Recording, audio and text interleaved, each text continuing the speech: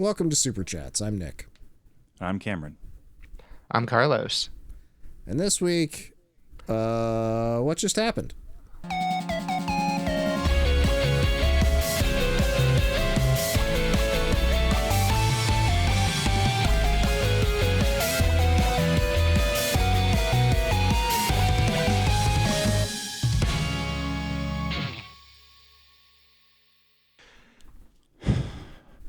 Okay, icebreaker segment. Hi, guys. At this point, Hey. you should say something to get the podcast rolling, start the conversation. How are you guys doing? Don't talk about the script any further. I'm doing okay, all things considered, I guess. I'm doing all right. I feel like I don't like to complain, but I feel like I need to preface this whole thing with last week we signed off. We stopped podcasting last Tuesday.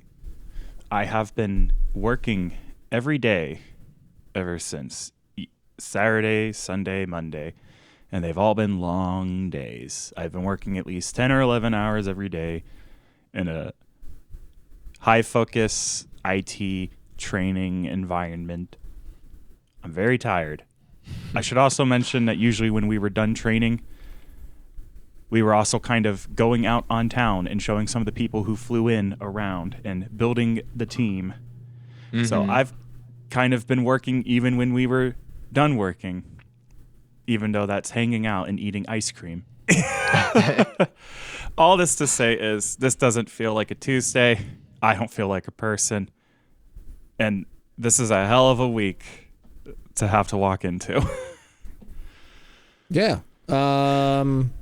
I don't know. I'm okay. I've recovered from whatever was going on.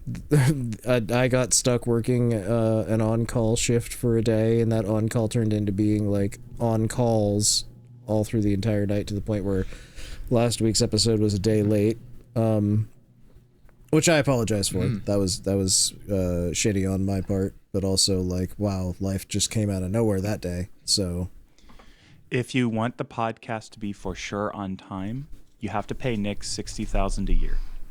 Yeah, at least. That is the price for it. The podcast is my top priority. Until then, Nick will remain woefully employed. Yep.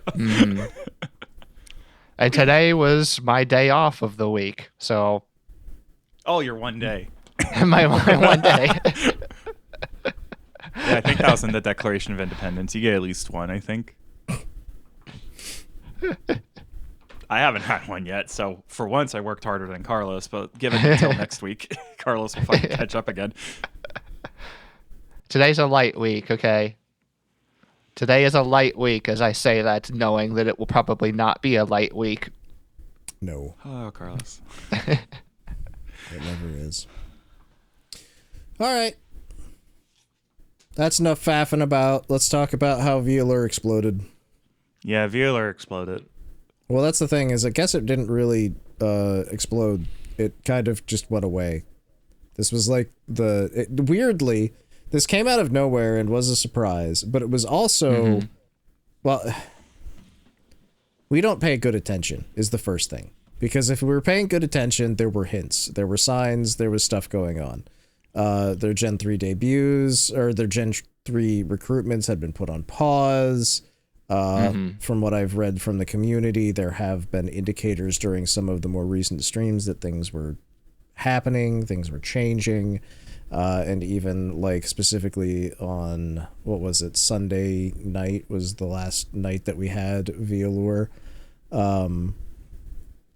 Like a lot of the girls had like signed off their streams by just being kind of vague about what was happening, but acknowledging that something was happening. There was a lot of like, no matter what happens, like everything's okay, that kind of stuff when they were signing out streams. So there was a lot of like little indicators that something was happening, general mood shifts, those kind of things. But for us, because we, one, have jobs, and two, we have a podcast where we talk about VTubers, so it actually prevents us from watching any specific VTubers too much for the most part, ironically. because we sort of have to try and keep an eye on a few different places. Like sometimes individuals or entire agencies sort of fall out of our view unless something is happening or there's an event that week, that kind of stuff. So whenever they're just seemingly doing normal things for a long amount of time, we don't necessarily keep up that well. You know what I mean? Yeah. Like, I'm pretty sure Phase Connect has been running like huge, massive events for the last like 4 months, and we have not talked about any of them. Yeah, and they're gearing up for FazeCon, their own convention, which we've mentioned, I think, twice. Like, it's one of those things where we cast a wide net, and, like, we can only watch what we can watch, and at this point, we're all just kind of spiraled out into our own indies for the most part, and then we check out HoloLive and the big folks every once in a while, and V4 Mirai, but... It's like, I hope you're not expecting full comprehensive ENReco coverage this week. Yeah, exactly. We don't have any of that for the most part. This is something where we need to get the community involved and be like, hey, what happened there? But again, so like we haven't been particularly paying attention to any of the VAllure girls, you know, outside of just normally checking in. I'll be honest, I check in and I watch some ASMR and some things like that every once in a while.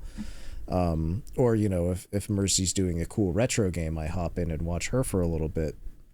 That sort of stuff. But I haven't, you know, like none of us, I don't think, had been prepared for the fact that their entire group was closing down. Like, yeah. Say what you will about any hints or feelings or like vibes being off. Like, yeah, like a Gen 3 being delayed was definitely like, huh. Wonder what, because otherwise it was hard to say what manifested that delay. I don't think any of the hints made us think. Like, we didn't get off the podcast last week and Carlos went like, I think all of VAllure is going to close. Yeah, like, there was not even like indications of this level of like seismic change for any of us, at least. And I feel like, you know, we try to pay close attention to things, but we're only human, and you know. But I think generally the vibe for VAllure has been they're one of the 3 most successful Western corps right now. It's like, as far as like treating their people well and keeping like things. Basically, they were well respected for the way they treated their talent, right? Yeah, like not just their talent too, but like VAllure participated in so many bigger collabs and helped out a ton of people. It wasn't hard to find smaller VTubers or even bigger VTubers be like, yeah, the VAllure girls helped me out with this or that, or hung out and call for a second, or sponsored this. Like, VAllure has become a part of the ecosystem and in a lot of ways a healthy part of it. Yeah, and that's aside from the fact that they were trailblazing in being an adult-forward company, an adult content-forward company as well. So, It's genuinely shocking how well they handled integrating with the community, with the adult content being there. Yeah. They did such a good job isolating it to those that wanted it and keeping it out of like normal streaming, that it was very easy to just watch them as normal streamers. But also not completely hiding it, like remaining sex positive, just like striking that balance and integrating adult VTubers with everybody else and like, I don't want to say normalizing it, but destigmatizing it, helping to kind of change the perspective. It was a healthy thing for the community in that regard, I feel. Yeah, they were normalizing the fact that they could stream on YouTube and just play video games or hang out with their chat or make ASMR or whatever. And then also they could just, you know, make adult content on the side. And there's God nothing wrong forbid a with girl that. have hobbies. Yeah, like... So, I guess the entire point of the rambling I just did is the fact that this was a surprise. This surprised me. This was kind of like... This was me looking at Twitter and getting a punch in the gut and being like, what? Like, where the fuck did that come from? Because, again, from the outside looking in and from folks that only checked in on VAllure on occasion for the most part, whenever there was a big event going on or whatever, or just tuned in for the occasional stream, this came out of fucking nowhere. Everything seemed to be going so well, and then it wasn't. Yep. I get a notification on my phone. I look at it. I read what you sent me. I put my phone back down. I have 4 more hours of driving before I'm should realistically be responding to that. Had any idea that it had even happened at all? Yeah, that was, So let me tell you how this worked for me. I opened up Twitter like a minute after the notification was posted or whatever. Oh, no. Did I get pinged about it on Discord? Either way, the point is, I'm pretty sure that whenever they put it up, they pinged everyone on the Discord, and I was like, what the fuck? And then I followed the Twitter link, and I read about it there, and I was like, holy shit, this is fucking crazy. Again, we're recording this on Tuesday. This happened yesterday, right? Mm-hmm. And in that time frame, like yesterday, they were like, hey, VAllure's shutting down today. We'll read the whole statement here in a minute. But they went from 0 to 60 basically very quickly, because it went from like, oh, hey, they did their normal Sunday streams, whatever. You wake up and then, hey, the company shut down. Also, the official Discord is going away in 5 hours. And like, everyone will make their statements here as they do. So it's just very much like a very big sudden shift. So I don't know. Carlos, you were driving. I was at work, or I should have been working, but I also checked Twitter occasionally. Cameron, you weren't even online because you were slammed at work. Yeah, and then I got done with the most miserable part of the day, sat down at the second part of my job. There were no real expectations for me at that point. I probably could have gone home right away by like staying till at least like, I left 30 minutes early that day to go get some Raising Cane's, but all the same, I just sat down at 1 p.m. and the announcement came out at like 10 a.m. So that's how long I was in my own world wrapping up my fucking job. I was very at work. Very much so. So yeah, there was just a lot going on. I'll read the official statement that they put out at this point if you guys are okay with that. Mm-hmm. So this, yeah, again, posted at 10 a.m. it's with a heavy heart that we announce that VAllure will cease operations effective today, June 1st, 2026. This is official statement regarding shutdown of VAllure, by the way, is the title. All currently active IPs are being released to our talents at no cost to them. I'm going to pause here to, I can't remember what the term is, but I'm going to talk about things in my own words here. Good. That's like fucking good. As I phrased it on Twitter as heroic, because it is. That is something they promised the talents and something they carried through with the talents, and I deeply respect that commitment and their ability to do that. It's just a deeply impressive move. I will say it shouldn't be something that's heroic, but it is. It is. Especially in a case like this where, as far as we are publicly aware, VAllure does not, they do not hire people and then make models. They make general ideas of characters that they want for their company, and then they recruit for them.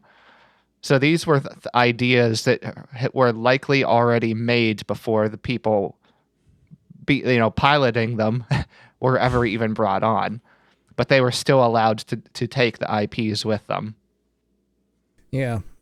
I've actually just had a thought that's mildly upsetting, and that's that one of the talents from the third generation was apparently pre-selected, and I hadn't thought about that until now. So that's going to be a very upsetting condition for them to be in right now. I'm not sure what that would entail, because they never actually got the IP technically. But I think that's just a weird outlier, and unfortunately I don't know that there is any good answer. Once we get through the announcement, I have a weird pet theory that might be insane. That's okay. We're all insane. All right. I'll go back to reading now. I'll restate this part. All currently active IPs are being released to our talents at no cost to them. We hope this gives them the freedom to continue the work you've loved and supported. All donathon funds have been paid out in full to the respective talents, and VAllure no longer holds any of these funds. The fulfillment of any remaining donathon rewards is now the responsibility of each individual talent. Behind the scenes, VAllure will continue to assist our talents during this transitional period, as well as providing resources to ensure that they thrive once again. I can't read today, I apologize. as well as providing resources to ensure they can thrive once they are no longer under the agency.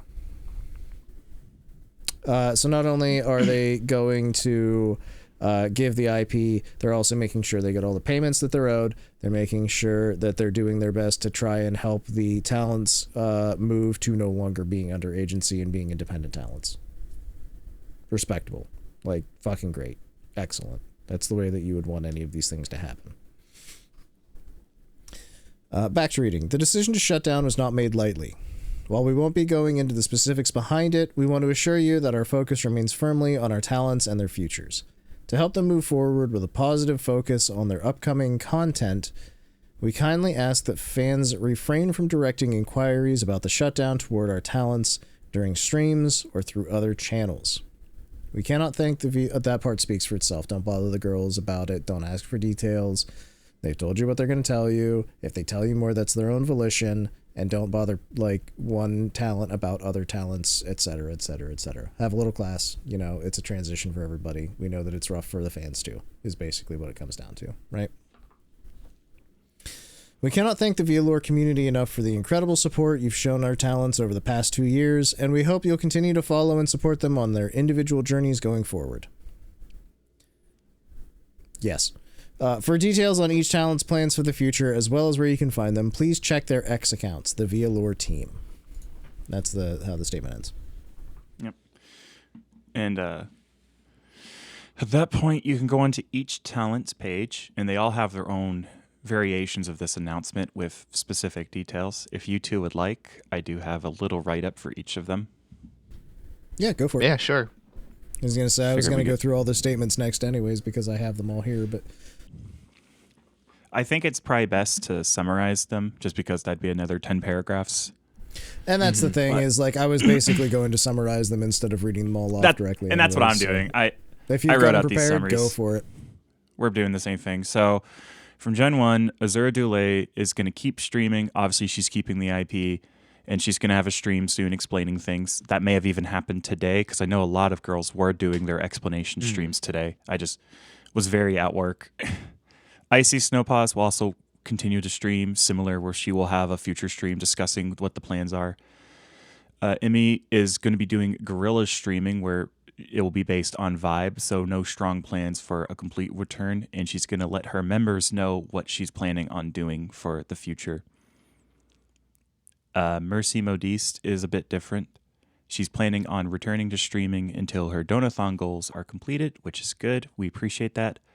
But afterwards, she will be ceasing not safe for work content due to the mental strain that creating it can produce, and also the fact that she's living with her aging parents who she needs to help take care of and focus on. Shibi Cottonbum is taking a moment to process what her plans are and is going to be doing guerrilla streams until further notice. Strawny Cuddles will be posting pre-recorded. Go ahead. I'm going to jump in. I figured. Go ahead. Yeah, Shibi already has streamed as well. She did a big Q&A good. stream today. So Good. I figure most of them have, and I have not caught most of them. Yeah, same. Strawny is posting pre-recorded content. I know she's been having some health issues. Her Patreon and Fansly are being retired, but will remain available at a discounted price. And she says she has good announcements coming up soon. That's good. Hoping the best for her. From Gen 2, Seru Foxhound plans on basically being business as usual, getting right back to it once everything settles. Mara Vespide has similar plans, which is very good. Mara streamed the same day of the announcement. So, yeah. Phyla Einrose plans to continue using Phyla as her character. She has more information coming soon. Ketsu says she needs to take a moment to consider her options. I did catch some of her stream. She's still very sweet. What a very sweet woman. Yep. And Cynthia says she plans to continue business as usual. I caught her Q&A stream, and for the 10 minutes I was there, it was basically her crying and then laughing at comments. But it was very emotional. Yeah, Shibi's definitely feeling it too. She was... Shibi feels sad, and I am sad that Shibi feels sad. I hope she takes the moment she needs to decide what she wants to do, and I wish nothing but the best for her. Same. I mean, for all of the talent. I mean, some of them are going to be taking this harder than others. That's just the human side of things. That is what it's going to be. And future plans are going to vary wildly to some extent because, like you said, I really like watching Mercy, but I've never been able to really catch a lot of Mercy because she normally starts streaming after I go to bed at night anyways. You know what I mean? So Yeah. it's tough, like, just in that regard, but also the fact that she's, like, stepping away from not safe for work content, whatever, I'm not bothered either way. You know, I'll be honest, I only watched these girls on YouTube, so their not safe for work content really didn't, like, I didn't really have anything going for or against it at any point aside from the fact that they're adult humans and they can make their own choices and they should make their money how they're going to make their money. So I don't really judge them based on the fact that they do sex work on the side or whatever. So every once in a while, I would look on their Patreons just to see if they were still doing them and what they were up to. I think I have a Patreon account. I've never paid for anything on there. I don't know why I have an account. And I know that some of them, Stronny in particular, has made a lot of, you know, the borderline adult content on YouTube. Sticky thighs, yes. Yes. I'm familiar.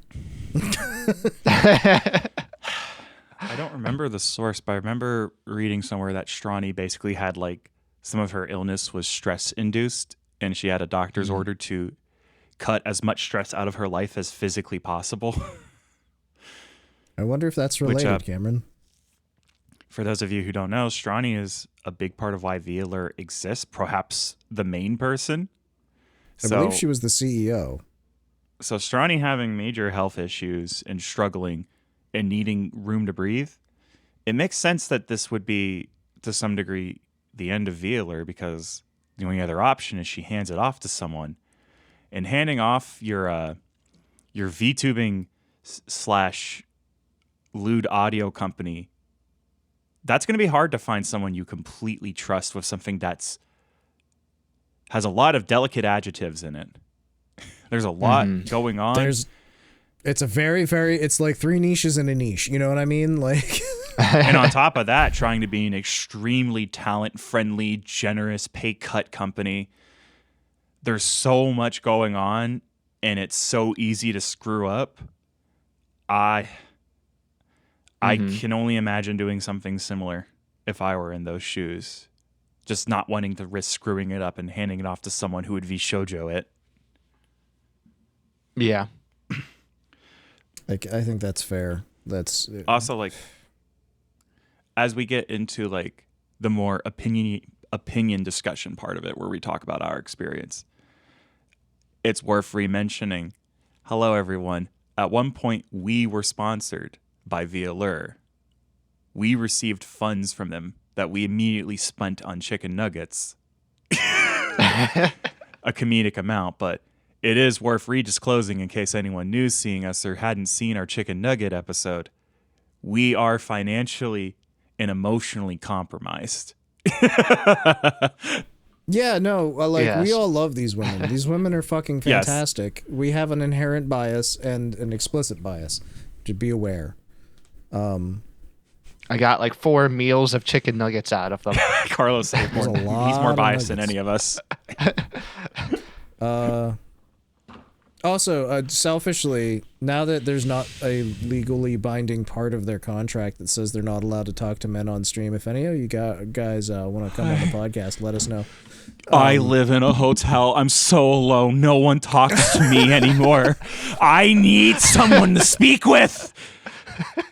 All I have is the acrylic standee in the cuck chair with Trader Joe's salty caramel cookie. Help me. Ooh, you should bring me one of those cookies. They sound good. It's for her. Paige doesn't need all of that. She does. She's got a... It's a whole thing. She Anyways. deserves all of that. She doesn't need it. All right, I'll stop being selfish about that now. That's fine. Just having a little levity. That was like one of those moments where I was just like, oh, they could be on the podcast now. But I was like, this isn't how I wanted this. This is the bad thing. So I had that thought. I had that thought too for a moment, and my immediate next thought is, Nick, we can't just interview people from corporations that just blew up. We can't just interview women from companies that died. It's what we do. If we do a third in a row, Nick, I swear to fucking God. Please. A company closes down and we're like sniffing around for scraps. We're just like, we're not even doing that. They reach out to us every time. Their company explodes. They're like, I can finally meet Carlos. Exactly what happens. The managers can't stop me anymore. Please, companies, please don't shut down for our sake. Please stay in one piece. They've had another Latino incident. No, not again. It's their turn. They die for Carlos. So, again, where I'm at with this entire situation. Holy shit, what the fuck? Oh my god. Well, okay, at least they're all gonna continue in some regard. You know, Ketsu might not. Mercy's gonna have a very big change in how she's doing things. There's gonna be some folks that are doing gorillas only. Like Shibi said she was gonna do that. There's just in general, things are going to change and be a little different, and some people might be less consistent than before, might just change up what they're doing entirely. All of that's fine, because people do that under management still, you know what I mean? Yep. It sucks for the people that, like, it's taking a toll on. I feel terrible for Shibi, and I feel terrible for everybody else that's having a rough time with this transition. It's going to be tough. Change is scary at the best of times, and it's difficult at the best of times. And none of this is inherently going to be easy for any of the talents to deal with. And so your job, if you are a person watching this that is a fan of them, is to just keep supporting the girls, because at the end of the day, that's the shit that really matters, is take care of your talents. That's what you're there for. Like, just be cool, be kind, and do what you can to support the people that you care about making content. Yep. I wish nothing but the best for them. VAllure closing is rough as we continue to watch the disappearing middle in the VTubing world, where all these companies just keep going away. And this is the first time one blew up, not due to controversy or running out of money, I hope, but just because shit circumstance. And now something that seemed pretty good from my perspective is gone. Pixel kind of had a similar thing in some ways, because I guess their CEO got really sick, and that was the reason they shut down too. But they were also one of the companies that they were like, you can buy your IP from us, you know. If I ever get super sick, just hire someone who vaguely looks like me, like someone in the same genre of white man. Keep it going. Isn't that right, Caleb? Yeah, man. Yeah, dude. Hire a Caleb. You. Oh man. Now we're gonna hire another person named Nick. I'm gonna start taking over the podcast with No, it can't be a Nick. It has to be another Nick. It has to be another ponytail man if Nick dies. Oh, okay, that's fair. It has to be the ponytail genre. I'm thinking about cutting it off. Should I cut it off? Like, no, then I won't recognize you. What do you mean? We have 168 episodes of content. We can just train an AI model, right? Oh, yeah, you're there we go. We got to reduce our overhead. That's a good point, Carlos. That's not just a good point. That's a vision. Let me list 4 things on bullet points that I agree with here. Oh, man. Do you guys have anything else you want to say about VAllure before we spiral any further into whatever the fuck this is? VAllure, listen. What they did was, as a company, was very positive for VTubing. They were pushing to make adult work more accepted. They were very kind to a lot of VTubers. They sponsored and threw money around. They lifted a lot of... We're not VTubers at all. They had no reason to pay us, but they did. They sponsored us to talk about their Gen 2, and we're no one. We're fucking nobody. We maybe showed Gen 2 to like 100 people. We are a tiny non-VTubing channel, and we're guys. And they still went out of their way to support us at least a little and be cordial and kind, and frankly, even more than that. They just kind of watched us also sometimes, which is weird still. Yeah. I also clarified this in the past, and I'm going to do it again because Cameron really likes to clarify that they gave us money one time. And I really like to clarify that we didn't talk to any of the girls. And like, first of all, I was the one that did all of the communication for this. And second of all, I literally got a DM and I was just like, is this Strawny? And she was live at the time. And I was like, it's not Strawny.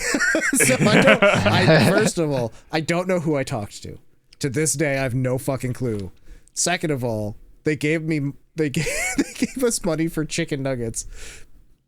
I have no idea. Like, it was literally just like, and immediately like, here's money, go buy the chicken nuggets. Okay, cool, done. Like, I spent all of the money on chicken nuggets and a little of my own. Because I was like, I'm not going to like have tax reasons for people to come after me. You know what I mean? But it was You just don't this understand. hilarious process where I don't know who paid me. It just said VAllure paid you. Like, and I That was from their bank. cool. Yeah, the Some International guy- Bank of VAllure paid us. Some guy like caught a really hot stream and went, God, that was such a funny moment. Here's $100. And she went, thank you. And she sent it to the main bank. And then someone else went, I gotta pay my chose to eat some nuggets. Here you go, Nick. The dollar's That still a is little exactly sticky. what happened. But it's one of those things where like we've never spoken in DMs to any of the talent because that's literally against the rules for all of them. Obviously. I know some of the talents have said that like their like DMs are now open, but it's please don't use them unless you have like a business opportunity for them or something. And like I still can't message them because this shit's not a fucking business. Wait. This Hey, is ladies. jack wagons with cameras. Like, Hey, ladies. Business opportunity, meet Carlos. Good for business. oh, there you go. That's He can do your notes for your podcast. We might actually lose Carlos. Mara Vespide or something like, I'm starting a new podcast about what it's like being a mother. Here's Carlos. Hi, I'm the only other person on this. How's your day, Mara? It's excellent. Help. You can utilize his swarthy Latin charms better than us, Mara. All that to say is, I know VAllure will be missed. We're continuing to see the healthy medium in the VTubing world kind of struggle to stick around. This is a worrying trend. I'm glad all the talents get to keep their IPs. And for all of them, I wish them nothing but the best. Follow your favorite. Let them know that you're sticking around if you're sticking around. Do everything you can. Look up their past lives and follow that. Just do that shamelessly. If you like them, figure out how to find them forever and support them. And best of luck. Carlos, got anything? I don't think I can do any better than that. You know, Cam really wrapped it up pretty nicely there. I guess the only thing I'll say is just that it was interesting hearing what they're all doing, like, you know, after the closing, because this is just kind of personally talking about, you know, each individual. You're going through and announcing what their future plans are, and I'm like, for every single one of them, I was just thinking, yeah, that seems about right. Like they you know, we've been watching them just enough that we kind of, you know, we knew a little bit about them, not like the personal behind the scenes lives or anything, but we are familiar enough with their content and them as publicly people that, you know,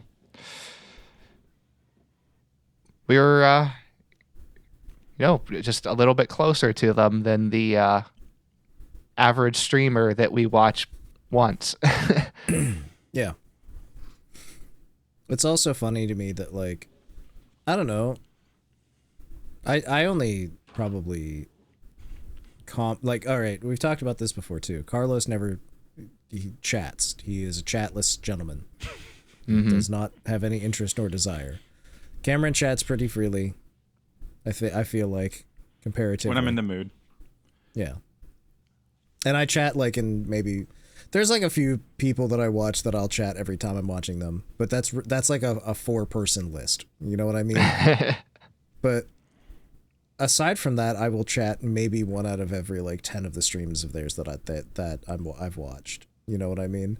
And so I will say anytime I've ever popped into anything with the brand account and said like anything, even a single comment on the VAllure girls, like they've just been instantly like, what the fuck are you doing here? Like, it was really funny that like it was Mara was doing an ASMR, and like I'll be honest, I've listened to a lot of Mara's ASMRs and I very rarely say anything. But the one time at the end I was just like, thanks for the ASMR, Mara, and then she was just like, Super Chats podcast, what are you doing? And like I definitely have commented in Strawny's streams. It was a long while ago. I commented in one of Strawny's streams, and immediately she picked it out and was just like, "Huh, I figured you were always watching on your alt accounts." Like, not wrong at all. But I think the line would be if one of the girls signs into their Patreon account and they see a comment from Super Chats Pod and it's all lowercase more feet content. Yeah.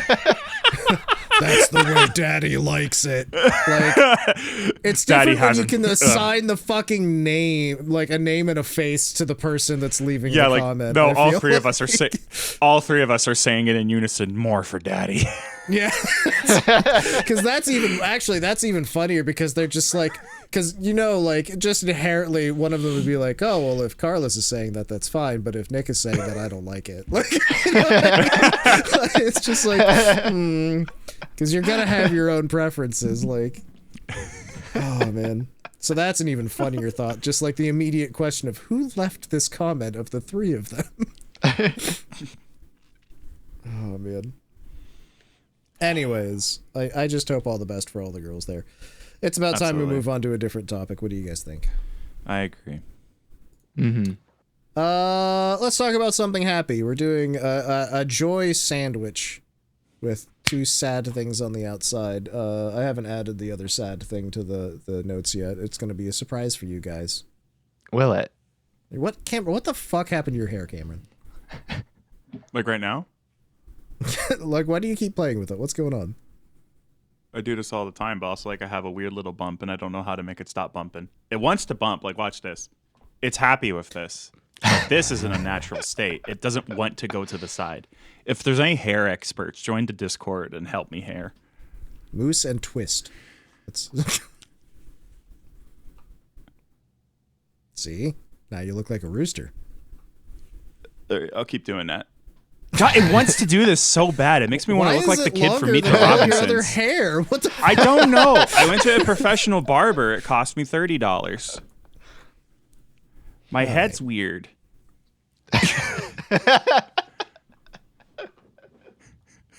Says the man who hasn't had a haircut in a decade, I guess. It's pretty funny. Yeah, yeah, shut the fuck up.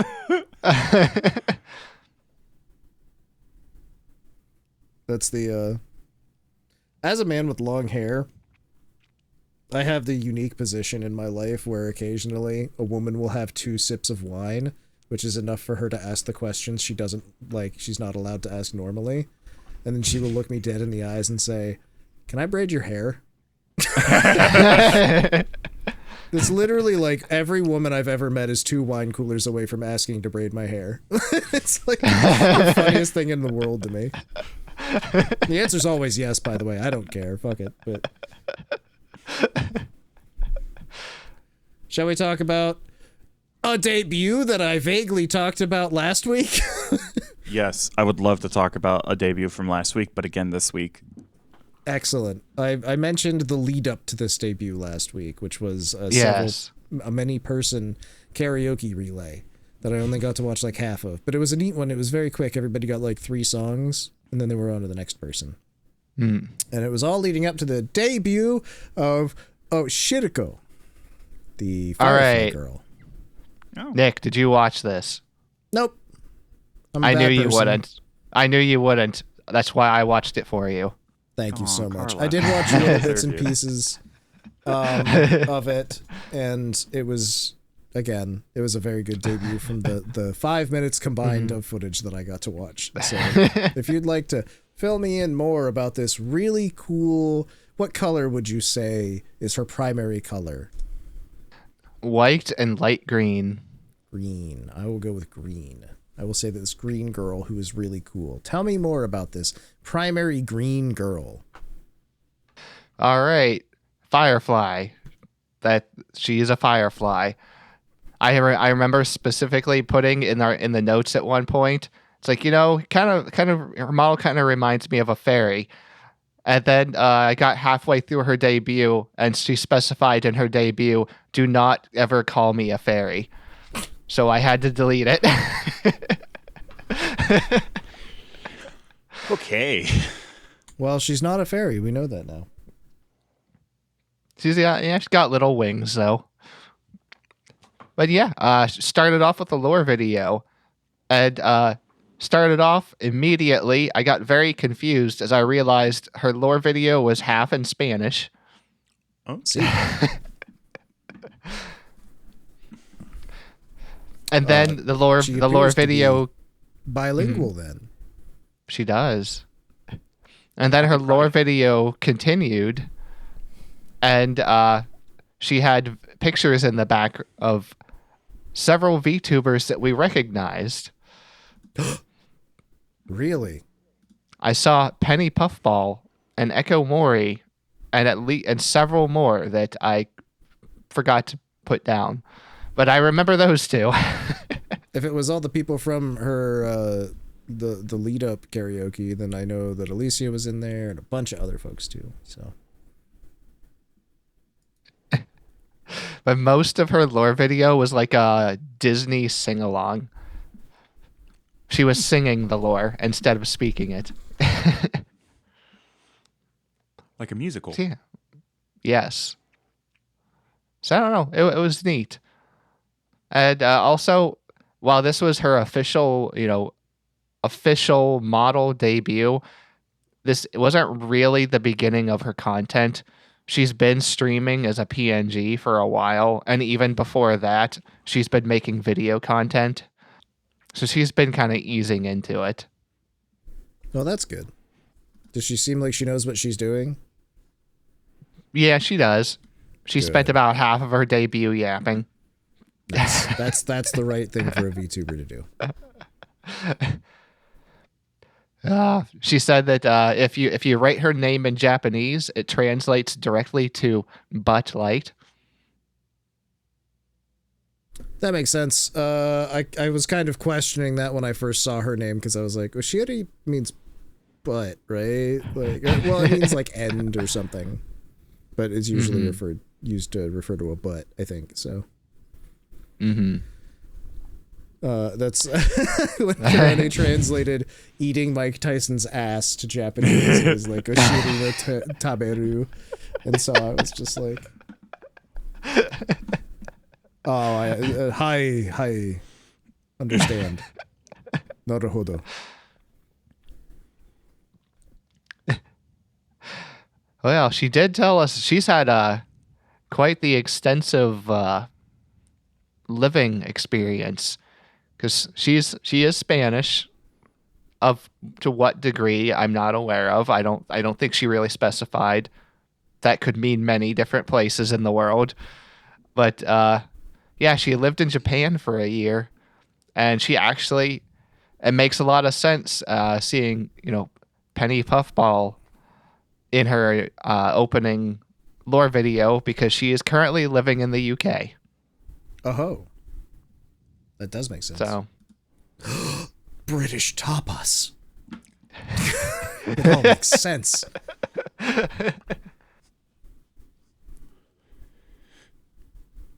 So yeah, I mean, she had a lot of the standard debut stuff. She's 158 centimeters, very tall for a firefly.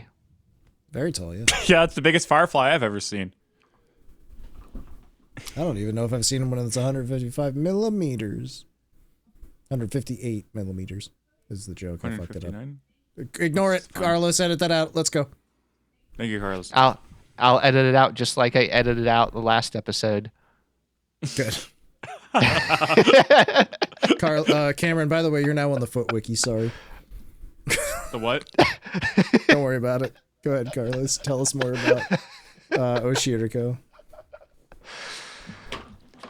She went through all of her likes and dislikes and anime and such, and her anime is very in line with you, Nick. Oh? Licorice Recoil. Fuck yeah, great taste.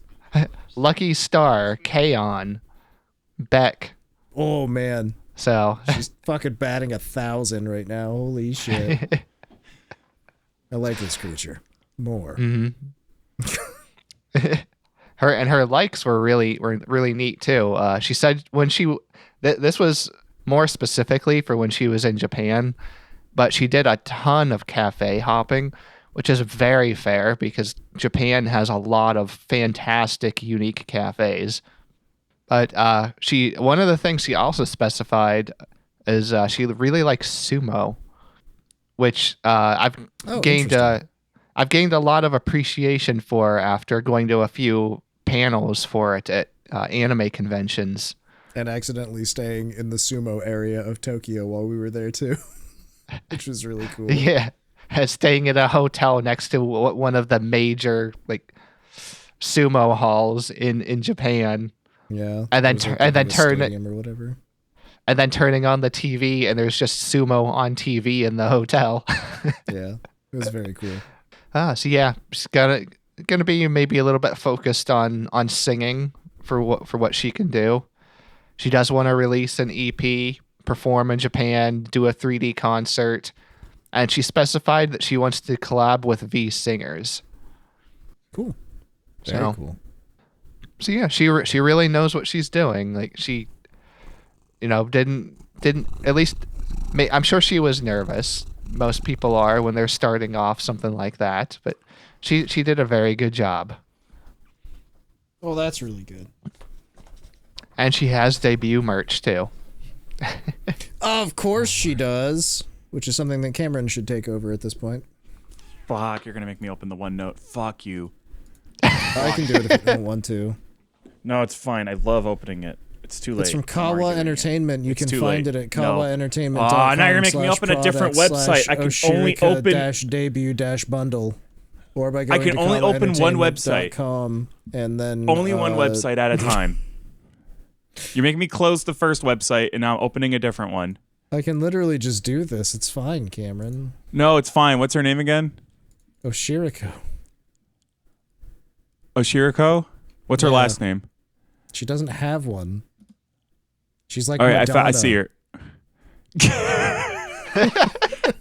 Madonna has a last name, idiot. It's Donna. Okay. First name. Debut merch. For $59.99 US on sale, you too can have an Oshiriko Debut goods bundle, including a plastic card with tab attachment, a 17-centimeter acrylic standee, a 7-centimeter glow-in-the-dark acrylic keychain with a 3-centimeter acrylic attachment, and 3 1 3/4-inch can badge style buttons. This is a pre-order that ends in a month, so hurry! And it also has a bonus thank you note. So yeah, glow-in-the-dark keychain. That's kind of neat. I like that. That is smart because she is a firefly. Yeah, very. I like her stockings a lot. Her thigh socks. I like that they match. Thank you. Thank you. I like the pose on her acrylic stand. Me too. Yeah. Really good merch. Really cool stuff. A really good debut. So thank you, Carlos, for going over all that. I really appreciate it. Thank you, Cameron, for reading us the information about her merchandise. Carlos, edit this part out for real. She's a former talent. She used to be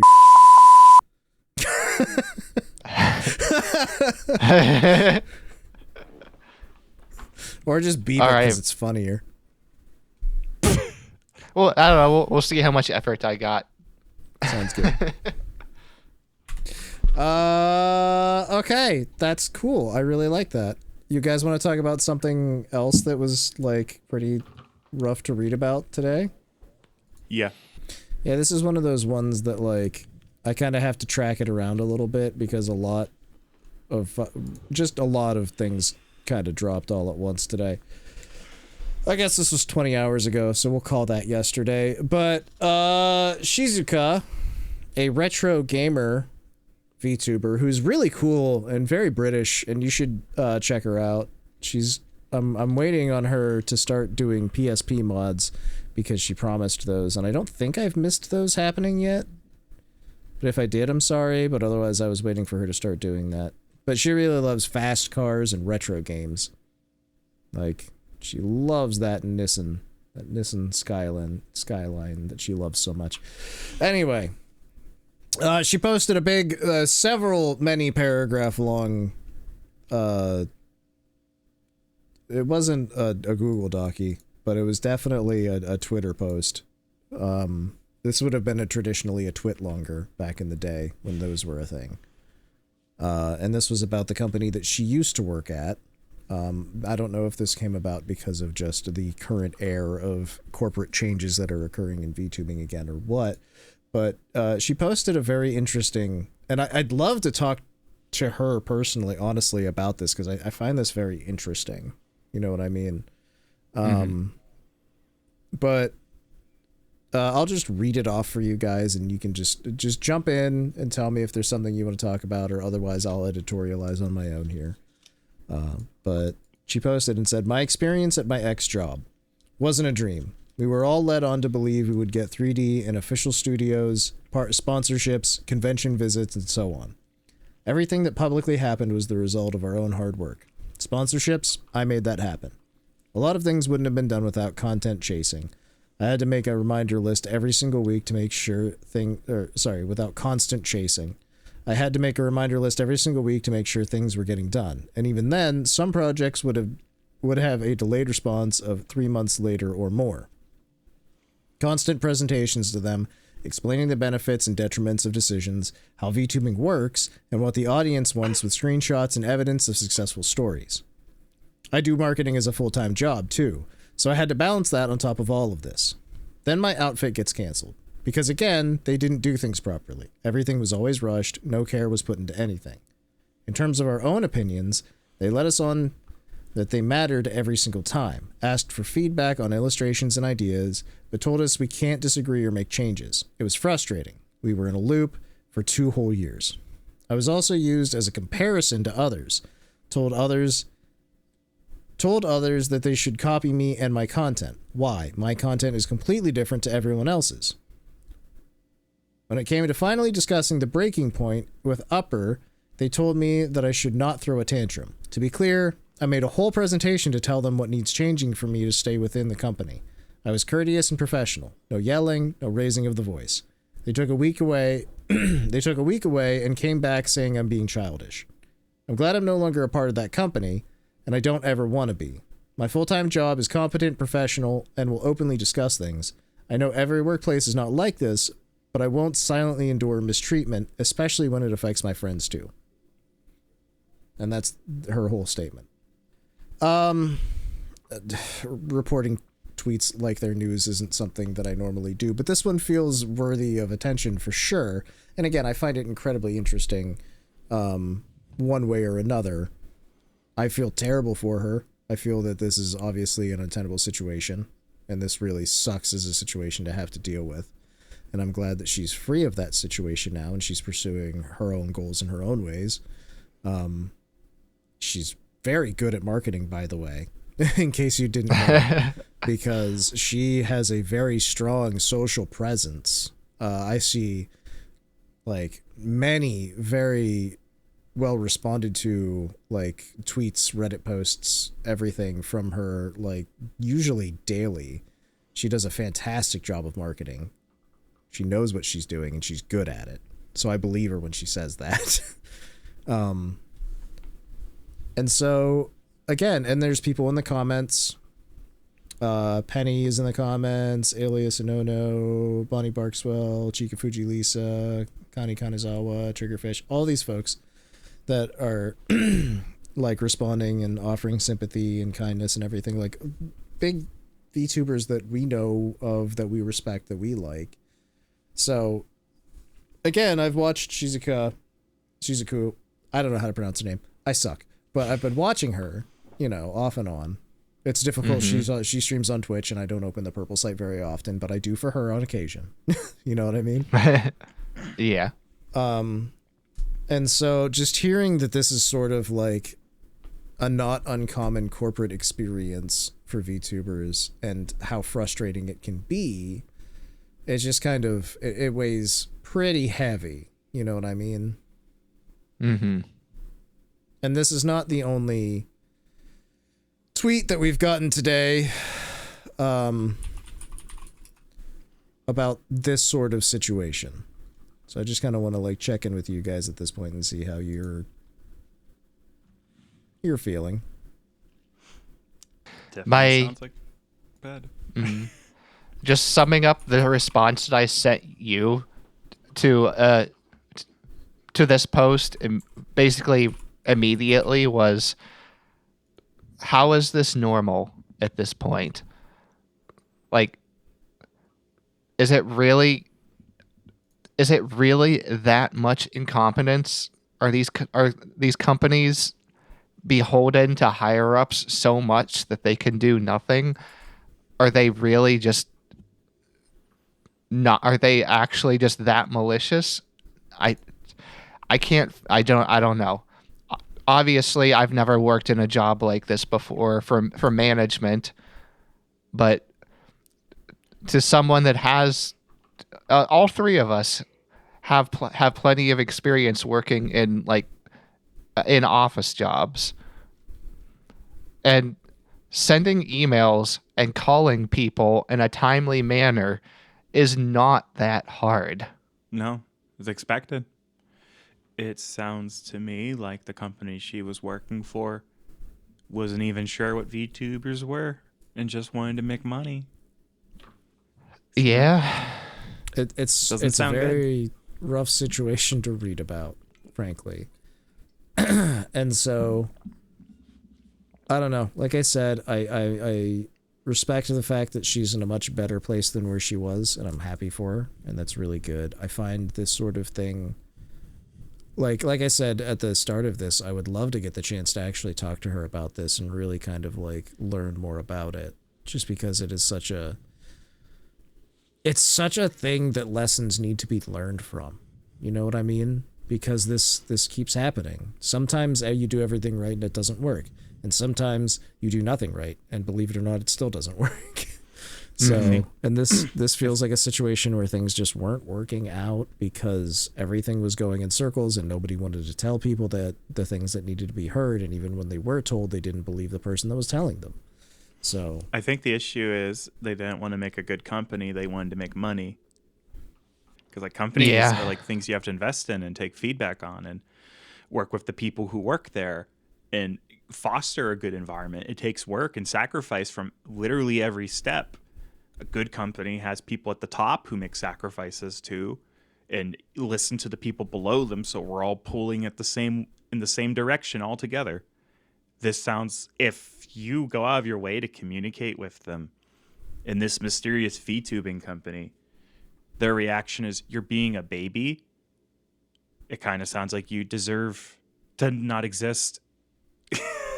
Because that doesn't sound like you want to make a good company. It's tough. It's really tough. And I mean, even if you work at the company and you have the best of intentions, if you can't get anything done because upper management or whatever, then at some point you can sit there and blame them all day, but it doesn't change the fact that nothing's getting done. It's kind of wild they would tell other talents to copy her, but then also not listen to her feedback. What sense does that make at all? Like, nothing. So I just, it's at this point, like, seeing her express this frustration that she went through and everything is really interesting. And it's, like I said, my heart goes out in the fact that this shouldn't have been the case, obviously. And I feel like it'd be something that lessons need to be learned, you know? It's just part of it. Yep. Yeah. So. And I try not to do it that often. So I got two. I guess I'll do two comparisons. So we have the big side. We have HoloLive doing things like ENReco, where that's like $1 million project. You have dozens of people working on things, on massive month-long projects that it had to have been months to have like get something like that all set up and ready. Huge, massive investment to make, hoping that they would make their money back on merch and donations and things. And then we have the middle level where we have Face Connect, middle-sized. They're probably bigger now at this point, but still like more of a middle-sized company, also doing massive, huge, maybe not $1 million projects, but they've got to be getting pretty close to some of their bigger ones. Like FaceCon has to be multi-millions, right? That has to be. Like something of that magnitude and everything. Even if it is on the smaller side of a convention, you have rentals and people that you have to pay to do setup and tear down. Tons of shit involved with there, as well as advertising. Like there's so much involved. But either way, go ahead. Yeah. But then you have something like that's much more comparable. It's much more realistic for other companies to do something similar to what Face Connect does. So it is possible, and it really helps your company out when you do things like this. Because Face Connect doing projects like this is one of the things that has really dramatically elevated them to being a much bigger, more well-known company. Because they do these types of projects. They invest back into their talents. I don't know. There's good and bad in all of this stuff, but there's no get-rich-quick scheme when it comes to this anymore. There's no explosive growth like there was in 2020, and there won't be again for the foreseeable future. You know what I mean? Lightning in a bottle is lightning in a bottle because you can't capture it twice. If you want to get involved with VTubing as a company on a corporate level, you have to want to do it for the right reasons. The right reasons being developing talent in a positive environment where they're going to thrive, because that's going to grow long-term sustainable growth for not just the company, but for the talent as well. Your talent should be excited to make content. They should be given the right tools that they need to make content, to not only create things, but to grow as a creator and to be able to learn new things, because humans thrive on growth. If you're stuck in the same job forever, you're going to lose your mind. You know what I mean? Things have to change on some level, even if it's just day to day, and you have to be able to provide like the correct equipment. You have to, if it's a VTuber company, got to be able to get them like models and art assets and animation and eventually 3D models. Like you have to have a plan in the works for all of these things. Then I guess that's the other thing. You have to have a plan. So you have to have the intent of creating good creators, and you have to have the plan to get them from where they are to where they need to be. And then money is like a third thing, that you make money so that you can reinvest it into the talent to create new avenues for them to make more money, because that's the only way that it builds upon itself. And if you don't have people that understand this from a broad top-down view, then you're not going to succeed as a company, because you also have to be able to trust the talents when they come to you and they say, I did this thing and my audience responded incredibly well to it. It jumped my growth 40% in the past month, and people are loving it, and I got it. I want to double down on it, and I want to get more into this thing. And you as a, don't get me wrong, as a manager, from a managerial perspective, sometimes you have to be able to say, no, that goes counter to your entire image. You can't just start making porn. But otherwise, if something is good and it's promoting growth and the talent's growing and they're learning and stuff, you have to be like, okay, we're going to push you in that direction, and we're going to see like how far you can take this. It's very like each individual thing has to be different. So on a managerial perspective, you have to be able to say yes and no, but you have to know when to do it each time. So, that's the middle part of it. And then it's just having the talent. Well, that also brings back to the, the statement that you just read too is, it's not just a matter of getting a yes or no. It is also a matter of getting a response. Yeah. And again, you have to be able to talk up the ladder and down the ladder effectively both ways. Not just across, because the talent should be all talking to each other anyways, and the managers should be talking to each other as well. And then the upper management should be talking amongst themselves too. And then everybody should be looking up and down the ladder as well, checking in with each other, making sure everything's okay. And sometimes you have to have the top of the ladder talk to the bottom of the ladder directly. That's why I like Yago's tea parties. They're a really good fucking idea, because sometimes the talent just needs to be like, my manager's cock blocking me on this shit and I need it fucking fixed. And like sometimes upper management needs to go, why are you doing that? Like, fucking fix it. Like, yeah. So it's all about that communication. Have those company meetings. You know what I mean? I'm sorry, Cameron, you were going to jump in and say something like 3 different times, I feel like. I don't know what anything I was going to say those 3 times, but I'm here. Oh, that's good. You're looking beautiful today. Thank you. Of course. Thank you. I'm glowing. You sure are. Yeah. Like sorry, like this is the sort of stuff that really tweaks my inquisitive nipples. Yeah. I knew about your inquisitive nipples. That's right. It's very interesting to me, and it's like I'm just constantly curious how this shit always gets fucked up. You know what I mean? And again, yep. Good. Screaming about nipples over there. Anyways, I went off on my own like complete diatribe of how corporate fucking design should work in my mind. But what do you guys think? And you have anything else to add at this point? Because I don't even remember what we were talking about, except for the fact that Shizuka is really cool. I added everything I had to add. Okay, she likes cars. Go vroom very fast. Carlos, actually edit this part out. That was. I will make sure that is not mentioned. Yeah, thank you. Also, don't know if this should be a news bit or a main event thing, but I would like to talk about ENReco at least a little bit. Okay, yeah, we're good. Yeah, we'll we just should bring that up now. I'll make it in the notes and then we'll go from there. Yep. I didn't see a ton of it, but I know enough to talk about it and like kind of talk about like how fans are feeling about it. Okay.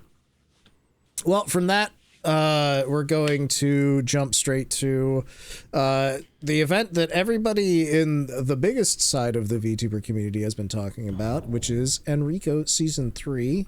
I have nothing to add. I did not watch any of it, and I don't know what happened, except for that people were conflicted about the ending. So I think this actually kind of pairs up slightly with our previous conversation. Not to such a dire ratio, but I want to dive into this. So ENReco Chapter 3 has wrapped up. I always feel weird talking about ENReco because our ENReco episodes do weirdly better, and I don't know why. We don't really offer that much. And this is probably the least any of us have watched ENReco, though I didn't watch a lot of last season's. And my understanding with last season of ENReco was it was a little too much people trying to start romances. I think Season 3, or Chapter 3, is a lot of learned lessons from the talents, but the structure and final shape of Chapter 3 from the studio side missed the mark, and it left us off with a weird taste in our mouth. So I want to start by laying a card on the field. I'm kind of like Callie, because Callie says she'll only write lyrics about issues that have been solved. Because she has some heavy songs where she goes like, I was forced to be this, and this company sucks, and they treat me like shit. And she only writes those lyrics because she's no longer being forced to do things and not being treated like shit. So I'm like that. So let me start by saying, in ENReco Chapter 2, I didn't like Raora at fucking all. I felt like she was bringing down the vibe a lot, and she was kind of terrible in it. Every time I tuned in, every clip of her in it, she was making it actively worse. In Chapter 3, she's the best part. She's so fucking good. I think she learned every single lesson she had to learn and has gotten way better at understanding what ENReco is, how to role play and improvise, and she was like a glowing part of the whole thing. So I just want to say Raura has been having a great year for me. My opinion of her has risen a lot, and that's the kind of growth I like to see. She's getting better and better as a streamer. Hell yeah. ENReco Chapter 3 learns to have less romance and more death. The inciting incident for a lot of the improv was Kiara couldn't be there for the whole thing. So Shakira passed away after eating one of Chef Calliope Ramsey's pizzas. Like, literally, just Kiara ate a spicy wasabi pea and died. And then, so, like, there's a murder. And then it was, like, turbo dead. So what? It's a fucking intense inciting incident because everyone's like, it's Callie's fault because she cooked poisoned food. And she's like, nuh-uh, not me. And it's like, could it be Raura? They were in love. And Raura, no, I would never do that to Shakira. And what follows is wife! like my wife, my beautiful wife. And what follows is like this morbid tale that Raura is the emotional center of, where like I need to have a funeral for it, and I forget who. I think she gives it to Shiori, who's running the church in town, and Shiori goes, "Yeah, I'll take care of that." And Shiori puts the body in a box in the shape of a crucifix, implying they have crucified Shakira. Shiori proceeds at some point to sell the body to Bibu for. It starts at 4,000, but Bibu successfully haggles and buys it for much less. That is a very thrifty rock right there.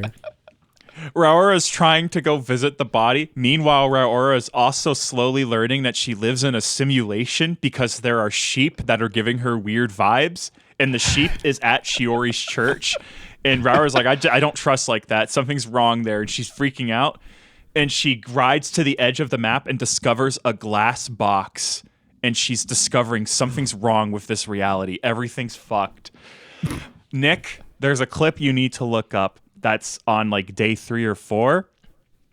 Raura returns to the church where Shiori is promising that there's a way that she can see Shakira again. And I need to emphasize at this point, Shakira's body has been located and found, and unfortunately, they can hold it and puppeteer it in very upsetting ways.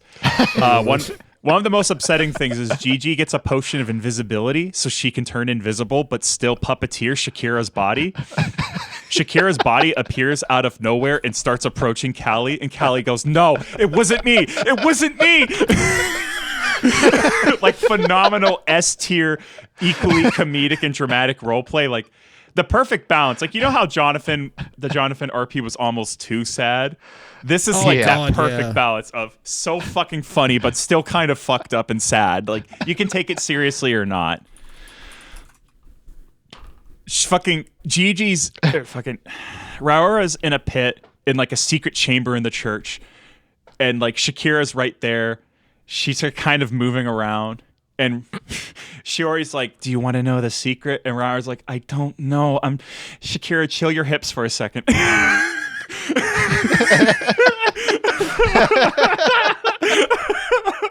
her hips don't lie. Not a single falsehood. They never could. Even in death. Even in death.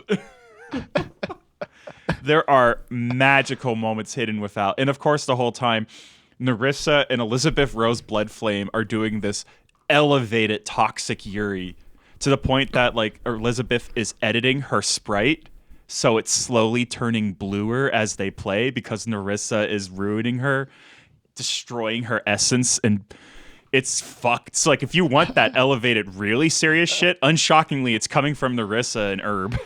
Yeah, and people were pointing out that the one thing I really loved is the fact that Nerissa isn't necessarily like aware of the fact that she's doing it, because Nerissa, it was originally lore-wise, like overall HoloLive lore, not just ENReco.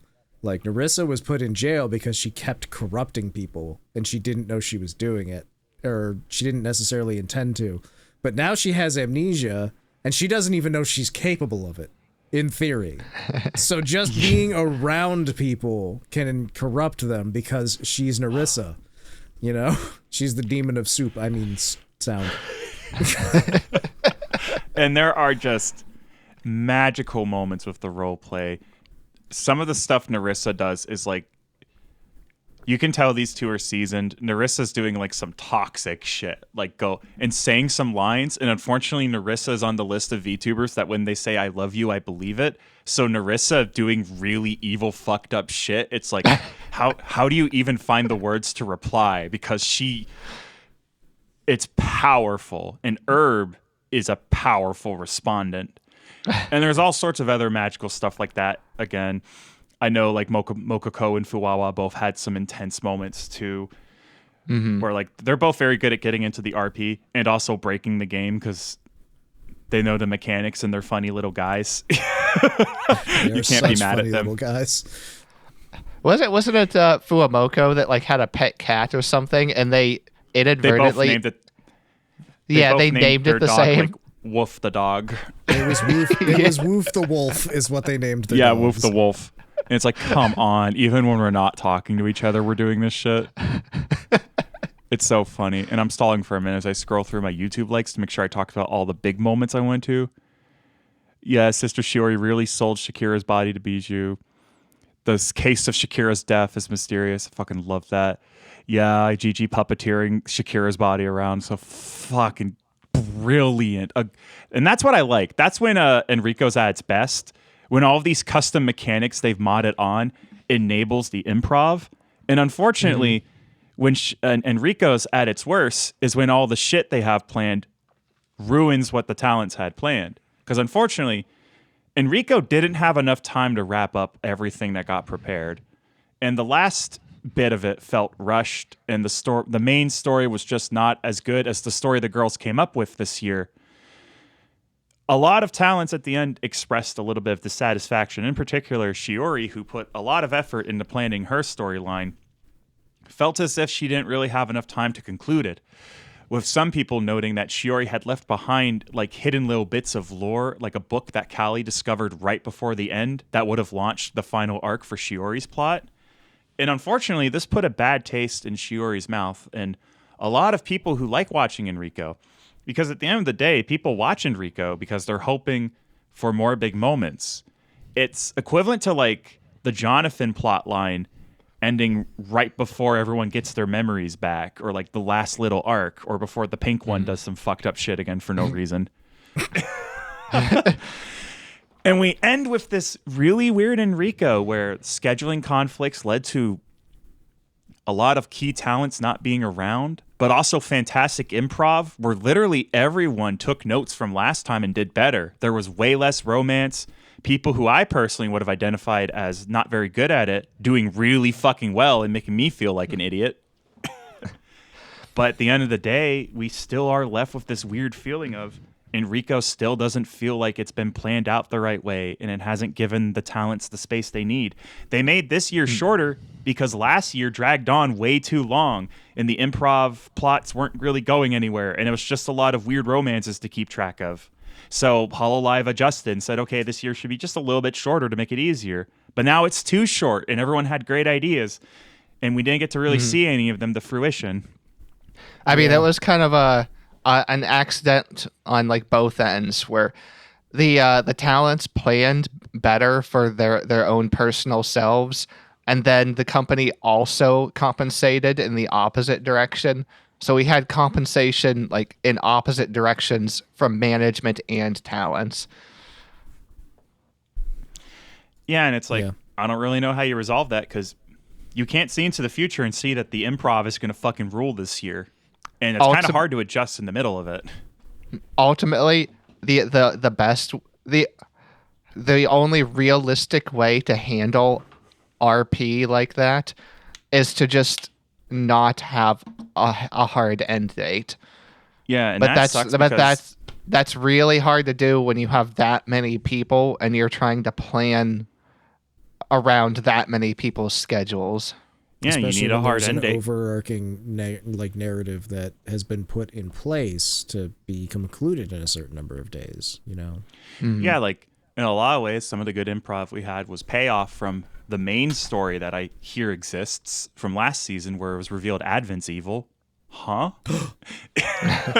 So this arc, they really played it up with Shiori running her manipulative church, Bijou buying corpses, Narissa being gay and evil, and Fuamoko.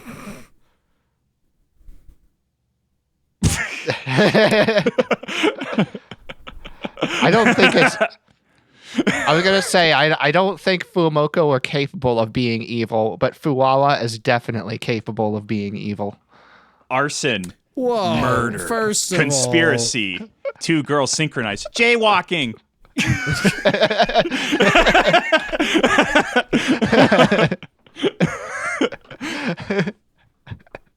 Be careful what you're insinuating there, Mr. Carlos. I'll have you. So, like, overall, it's like, this is a weird ENReco that ended on a weird note. Kind of sour, especially since it was trending upward. Like, we were on pace to getting back to where season 1 was. I don't know what the future of ENReco is. I'm assuming they're going to do this again for a 4th fucking year in a row. And I don't know what they should do this time. Because I think everyone's going to come into this a little hurt and not sure how much effort they should put into it on all sides. I think literally everyone's like... So I don't know. Let me know what you thought in the comments down below. Don't forget to subscribe. Hit that little bell icon. And if you really enjoyed it, send me $5. What's your address so I can send you $5? Of course. Well, that's ENReco wrapped up for another year. I still didn't watch any this year. I'm a bad person. That's okay because HoloJP has their own thing going on, but Ian's invited too. Look at my cat. He's looking at Marissa. Look at that cat. Now he's guarding her. HoloJP has started their Holo Money Making Survival 2 event in Minecraft. And I'll tell you right now, the only person from EN that I've seen join has been Nino My Inanis. And she has Nina not sure really... she has mostly spent her time being a NEET, except for she's employed. She is an alchemist, and she will become a farmer, according to her, at some point. She wants to do that in the future. But really, it's just her trying to avoid other members casually while playing the game, which is really funny because, like, Corona keeps running into her. And they have, like... It's funny because they have, like, certain rules that they have to observe. I don't really understand all of them, but I've seen a bunch of clips coming out of this already. But, like, Corona keeps wandering past Ina and making... and singing Jingle Bells and then giving her something and then keeping going, even though it's against the rules to give other players items. So Corona just keeps going up and being Santa Claus and then walking away and being like, oh crap, I'm not supposed to give things to people. And, like... Ina's just like in a hole somewhere digging in the dark, and then Botan appears and is just like, Ina. And then Ina's just like, oh, what do you need, Botan senpai? And Botan's like, do you need torches? And Ina's like, I guess I don't have any. And Botan's like, yeah, all the chat was saying that your screen's really dark and nobody can see what you're doing. Because Ina's just in the dark, digging in the dark with no torches. And Ina's like, I just like the dark. It's where I'm comfortable. Which is why Ina's thumbnail for today's stream where she was playing was like super. It was just like her face on a black screen with like 4% opacity, so you could barely see her face because it's just called Creature of Darkness is today's stream. So there's a bunch of different like fun things that are going on. There's, like I said, there's a bunch of Ina centered clips, but there's a bunch of other folks that are playing. It's really cool. Vivi's being a farmer and she's sad because she's farming by herself, so she's lonely. Like, oh, I'm so employed. Yeah, pretty much. She tweeted it earlier today and she was like, I'm sad being a lonely farmer. Like, Stardew fucking lied. If you go to YouTube and search in Japanese for the name of the event, Holo Money Making Survival 2, you'll come up with all of these streams and clips. Pakora's in there, Korone's in there, as I said, Ozki's playing, Subaru's in there, Fumoko joined. Yeah, nice. Ooh.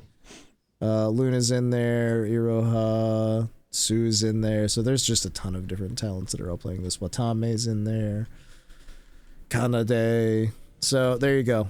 You can go watch the girls make money in Minecraft if you want. I said I got some clips of Ina, and I was happy about that. Hell yeah. All right. On to the news bits. Which, News frankly, bits. that was a news bit. Let's be real. But The past two, maybe even three, were new, but news bits now. news bits. Bits. We call him Cameron, the news bits. That's me, bits. All right. Who's going to tell us about Haachama? Raise your hand. Carlos? That's going to be Carlos. That's my guy. Okay. Carlos, I'll be listening on my headphones, but I have to run downstairs. So I will be absent from my desk. Please continue. Yeah, I'll be listening to Carlos. I just have to go check something. All right. I run the show now. Sonic, you can stay on screen. You're cool. Continue guarding the rest for us.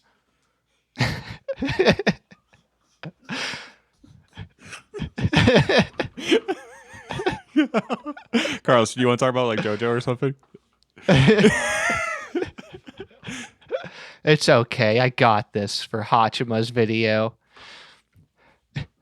She posted it's like 3 minutes or something. It's a little video for her 8-year anniversary. Jesus. So it was kind of her reminiscing, honestly, about her past, few years. And she said that she actually made this is kind of a time capsule video for herself. She said she wants to come back and rewatch this video herself in 5 years, because this is she was pretty open about like how she's been, and she just said that she's at like absolute rock bottom right now, and like she's getting better, but things have been really bad mentally for her. So she wanted to make this as something that she can look back on later when, she will hopefully be happier and will have moved on with things in the next few years. But, yeah, I mean, she still has hope for the future. She wants to hit 2 million subscribers. She has mostly given up on having her own solo live, but says that she still thinks that she hopes that it can happen someday, which seems to be something that a lot of the JP talents are going through right now. Yeah.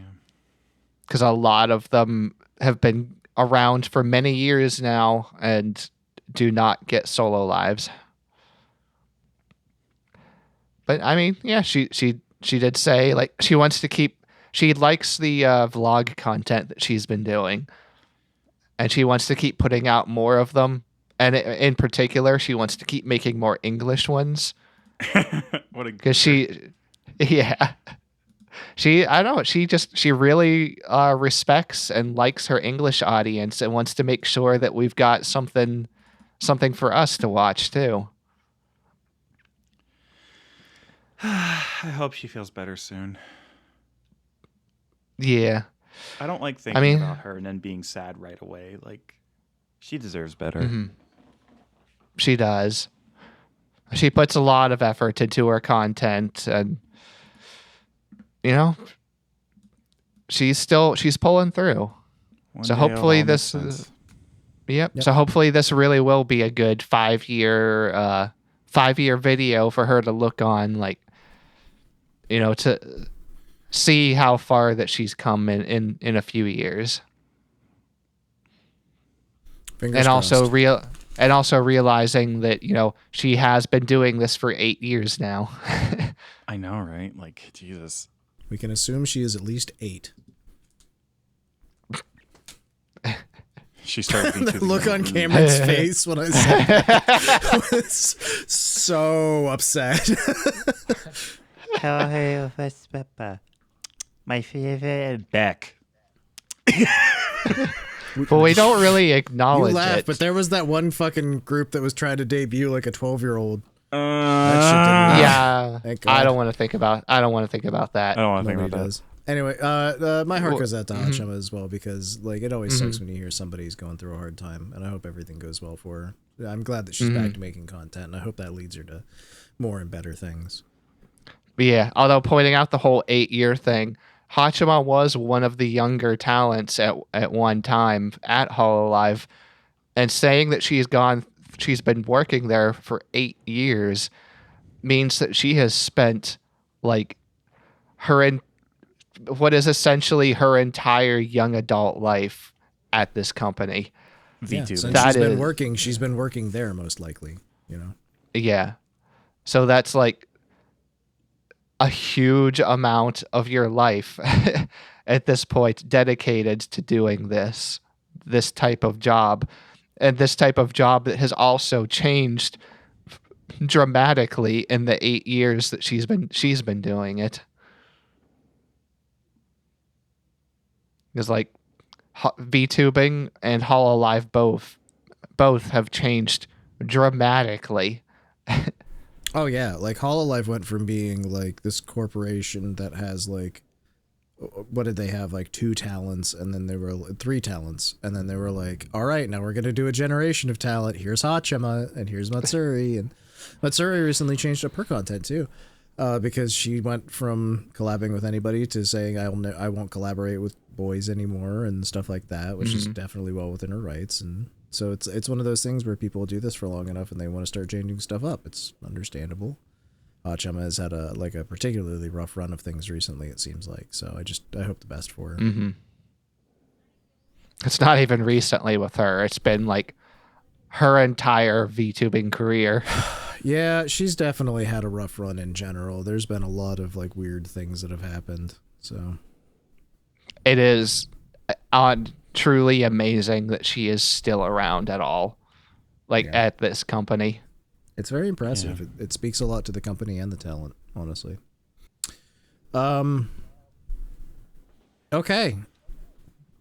Would you guys like to talk about a tradition in the VTuber community? Yeah. Sure. Yes. Okay. Do your best Jack Black voice. Chicken Docky. Google Docky. There you go. Alicia Delantano. Oh my god. As well as another talent. Nick, what did you do?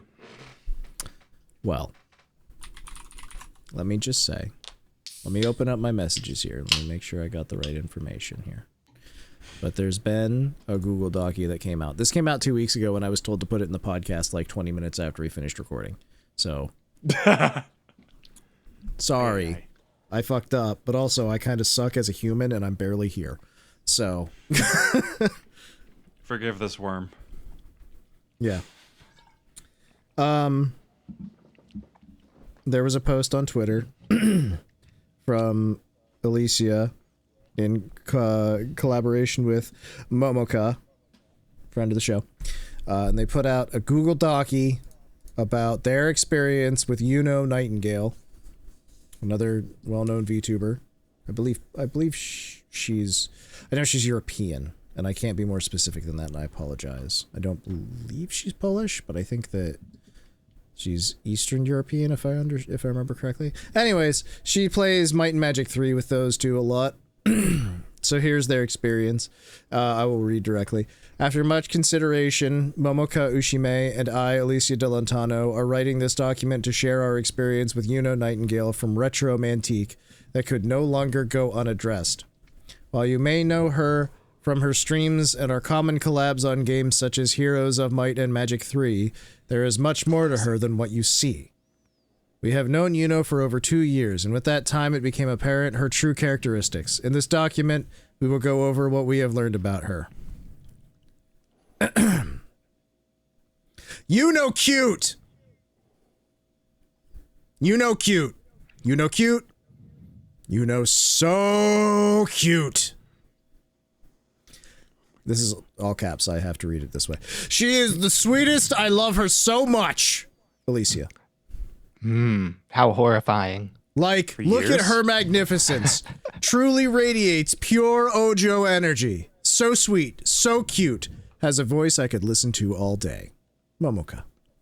No. And did you see her art? She is so talented. Alicia. My God. We asked chat what do they think about Yuno, because 2 people are not enough to express how great she is. A few testimonials ahead. They have receipts? Yeah, I'll blur the name of the people speaking here. My God. But these are just excerpts from chat.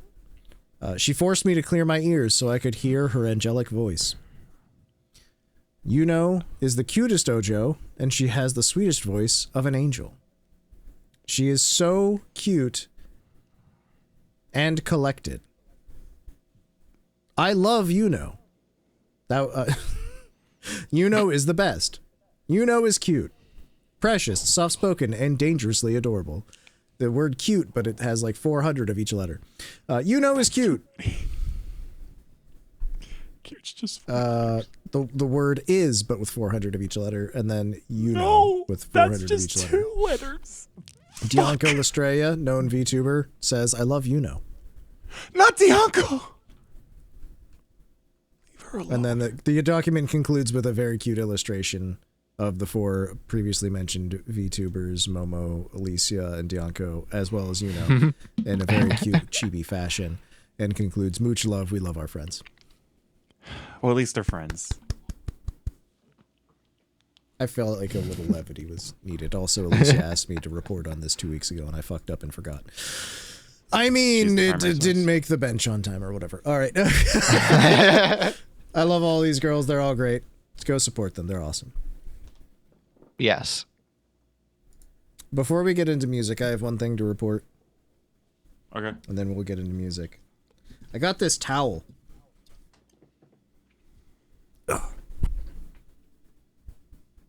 Oh, hold on. Hang on. Those are feet. Is that the snail girl from Monogatari? No, it's Fuwawa. No, it's Mokoko. It's Hard to tell, I Fuwawa. know. Yeah. It has boobs, so I think that's Fuwawa. Just imagine that it stays here. Whoa, how'd you get to stay there? That's a hard part of the shelf. Oh my fucking God, a second one. That's Mokoko. That's Mokoko. That's Mokoko. That's the one that's not Fuwawa. The other one's not Chihuahua. And then this one goes like right here. Yeah, I'm gonna. Do I imagine for that one too, or are you gonna get that one up? Yeah, that one too. Okay, back to imagine. Whoa, dude, they look so good like that. Don't they? It like frames me. They're not on your It's really fucking cool. floor at all. Nope.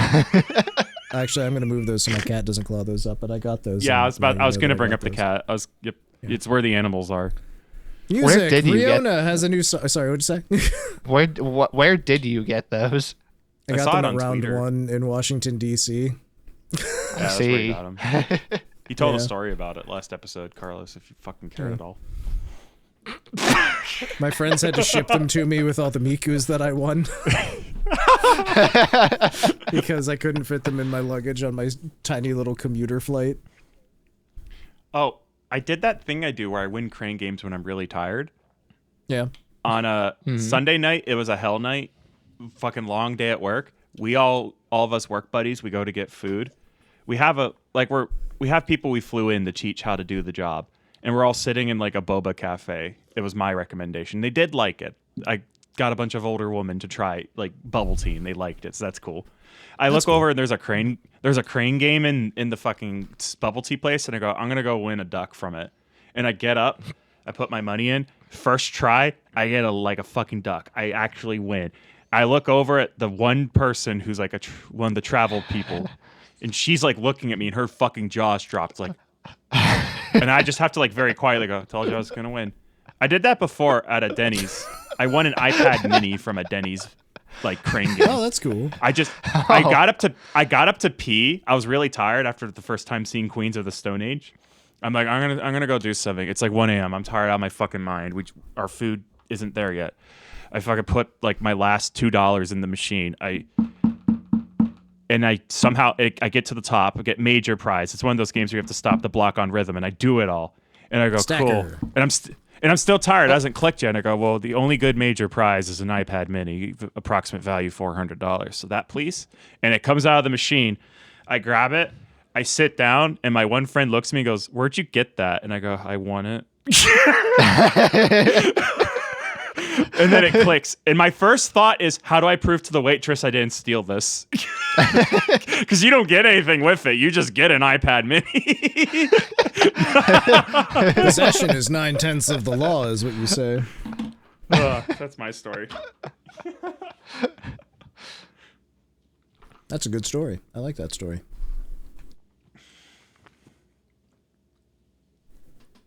I won 3 Mikus from round 1. I will not display them currently, but I also got those towels. All right. Riona has a new music video for Ring My Name. Carlos, tell me about it. Ring, ring. All right, I believe this was probably from her 3D Live that we're not going to cover. I would like to. I'm not going to have time for that, unfortunately. But as per usual for the Regloss Flow Glow, insanely high quality music video. Choreography, fantastic. This is actually just one of my, currently, it is one of my favorite songs that HoloLive has put out, recent, even for a while, honestly. It is a really good song. So All right, I'll give it a shot. I'll check it out. All right, I like it. So yeah, yes. I've listened to it multiple times already. Wow, she does have a set of pipes on her, doesn't she? Yes, she does. Respectfully. I'm not ogling her pipes, all right? Very impressive. All right. Next up, on the English side, Crony has a new song. It's called Way to You. It's a really cute little 2-minute pop song. Mm-hmm. I listened to this one. I liked it a lot. I don't know, it feels weird. It's like a happy, upbeat, cute pop song with really cute, flashy visuals. And then you look at the channel, it's like, wait, Crony did this? Carlos, I'm sitting here thinking, what would be a fitting song for Crony? Johnny Cash's version of I hurt myself today. Yeah, hurt. But I don't think she could get away with that have it all. My empire of tits. This is such a really fun song, though. I really do like it a lot. It is. It's good. It's really good. Well, I always forget that Crony does actually do a good bit of music. She sings good. Mm-hmm. Beautiful woman. Fantastic. Excellent. I can't. I like Crony. I don't know. She has an EP, doesn't she? Maybe. Maybe I'm not. pretty sure she does. Oh, Carlos. I don't know. I feel a little eepy right now. I could go to bed. Oh, Nick. oh, me too, bud. Let's get some sleep. Night, Cam. Good night. Oh, them grippers are out again.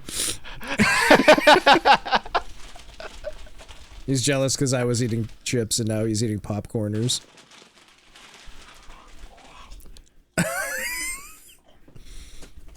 We're all just hungry, snacky, sleepy boys. I got Cheez-Its. Oh, hell yeah. Those are great. I love these things. I got too many popcorners on myself for the bit. It's now become a problem. Dust yourself off. Yeah, Crony's first EP is called Way to You, which is also the name of the song. See, she does have an EP. Way to go, Carlos. Jesus Christ. Why is it $85? Because they fucking printed an EP on a Blu-ray disc, probably. Does it suck my fucking dick? What the hell? Let me fucking look that up. That doesn't feel Crony. right. EP. It's an EP, so They're trying to. It's an EP from an idol. They're trying to make a. Oh, it comes with the CD and the LP, I think. Yeah, it does. Yeah, CD and LP. Yeah. Yeah.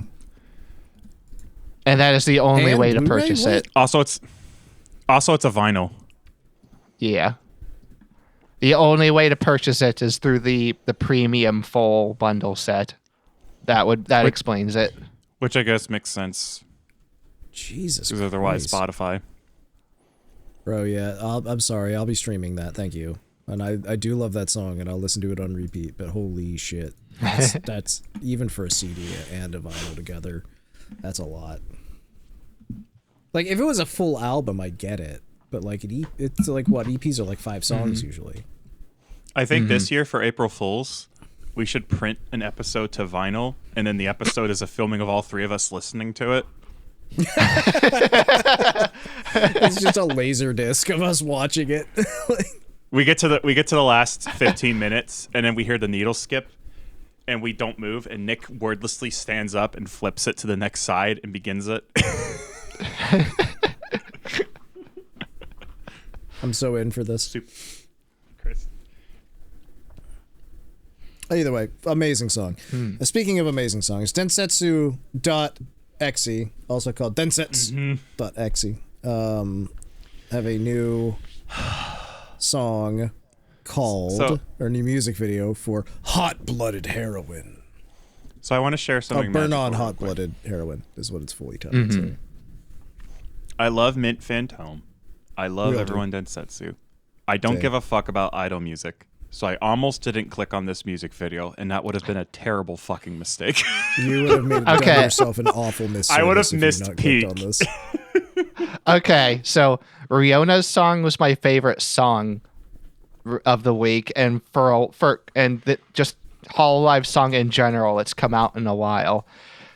This Densetsu music video, one of the best music videos I've ever seen. Fucking love this music video. It's just, God, this is a cut above the rest. I fucking love this fucking bullshit. Yeah. It's silly, it's fun, it made me miss Akiba, like, it's just so good for like 1,000 different reasons, right? They went to the For those of you- explosion field and they harvested explosions. For those of you who haven't seen it, yeah, it's an idol song, but it's more about like otaku shit in general, and not in a cringe way, but also kind of in a cringe way, in a happy, embracing way.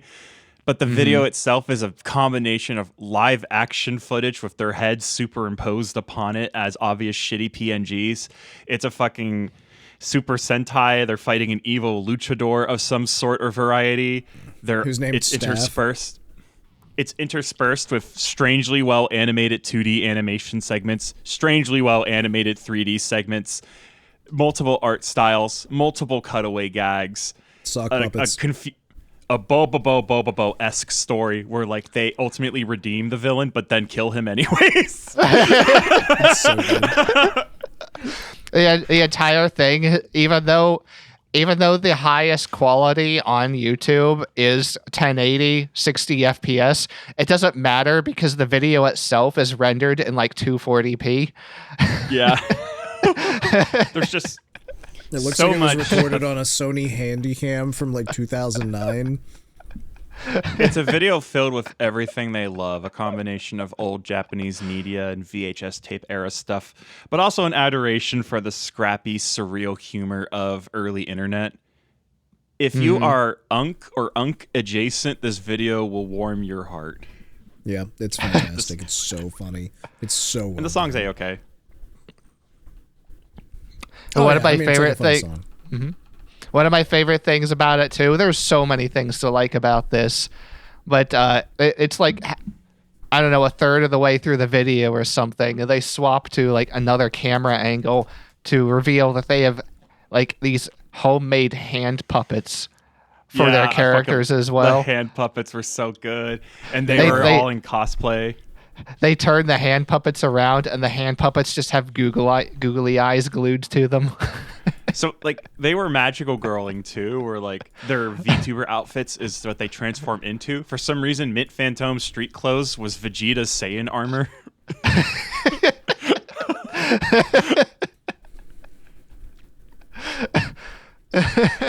There's just like a million little fun references and silly things and sight gags and shit in this music video, and they compressed it down to like 3 or 4 minutes. So it is a treat of a video. This is, I think, the reason why we always kind of giggle and go PNG video and like, man, the editor's doing his best here, is because in our hearts, we know every video should be closer to this or like Marine's animated psychopath videos that cost her the price of a house.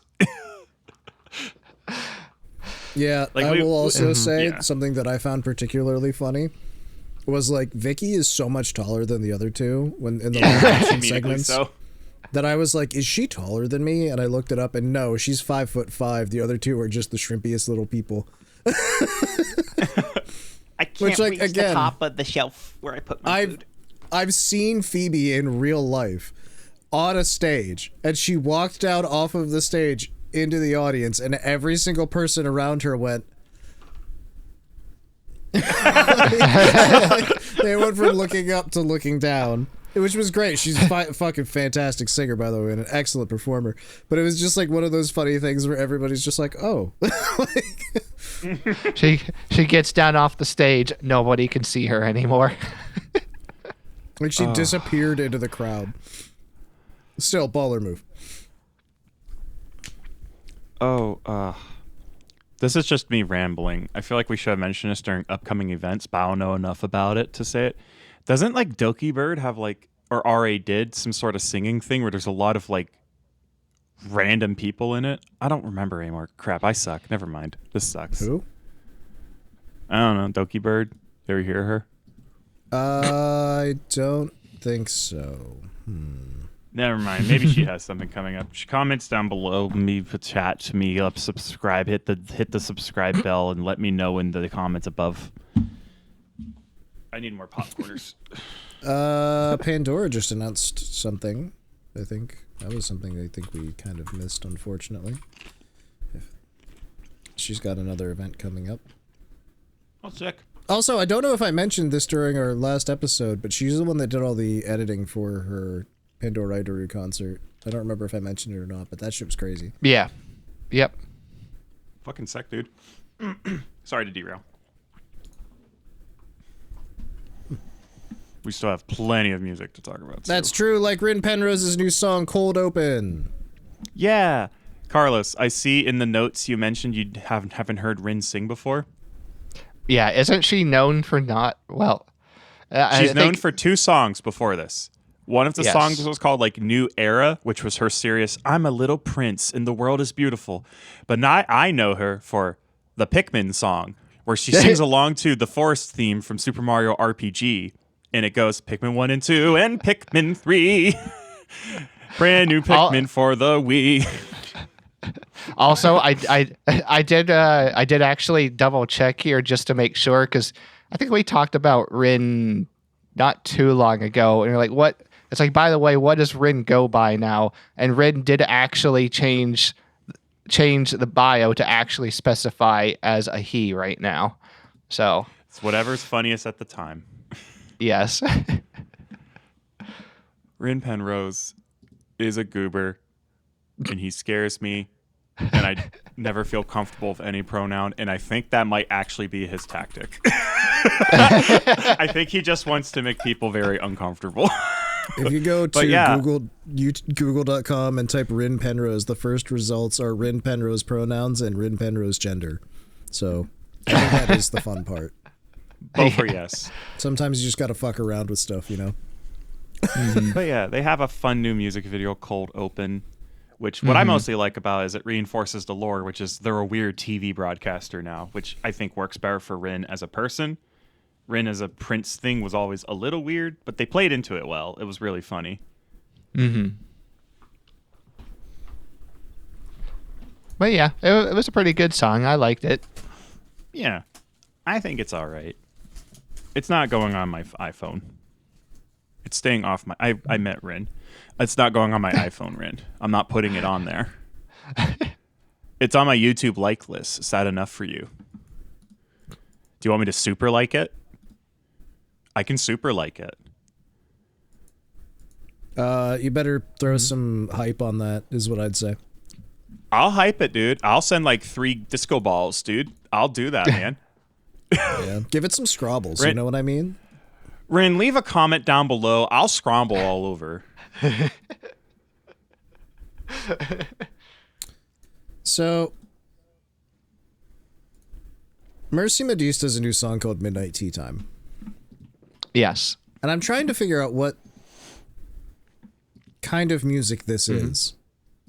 I'm gonna give it my ears. Yeah, because if you could tell me, that'd be neat. White girl. I'll keep going. I don't know. It's just a nice, calm song. Yeah, it's very nice. She's I do having like the tea. song. Irrelevant of categorizing it. Yeah, it's a really nice song. Mm-hmm. Just having tea time with us. That's it.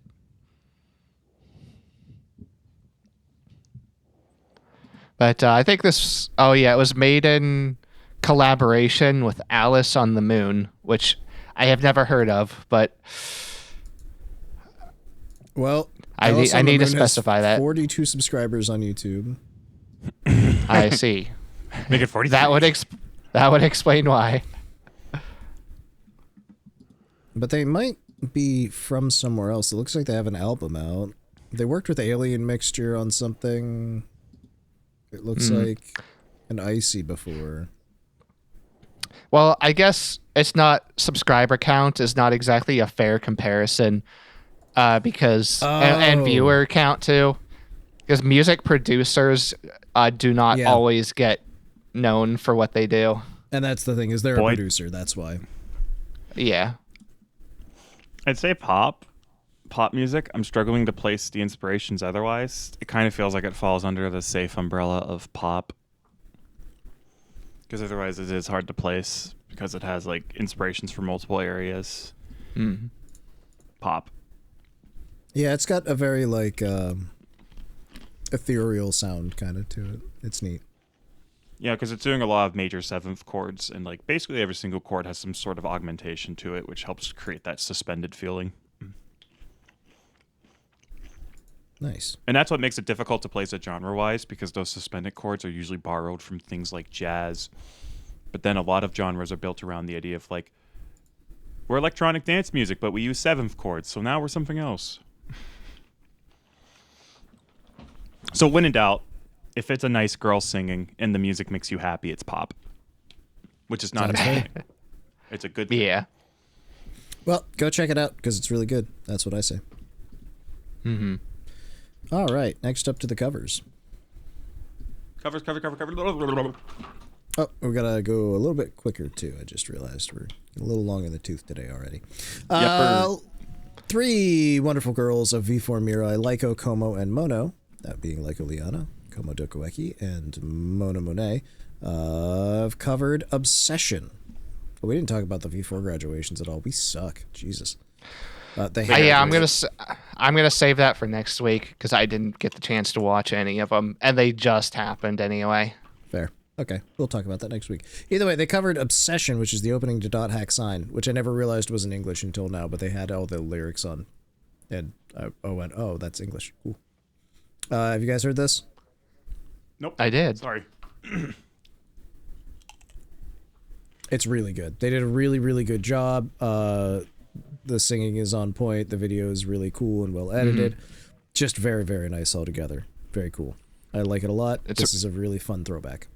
It's very short too. It's like a minute and a half. Yep, minute and 30 seconds. That's the anime OP, baby. Yeah. Next up, Como Dokueki also covered Karamichi, I'm gonna say. Which is apparently not the OP from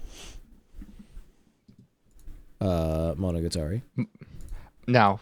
I searched it up, and the only thing that comes up is the Monogatari OP, and it is not the same song.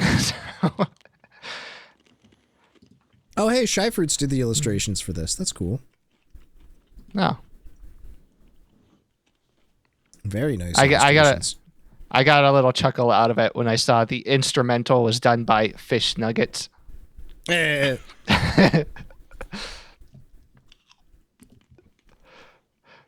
Very cool. But yeah, this was, a final graduation song from Como, since he will no longer be around.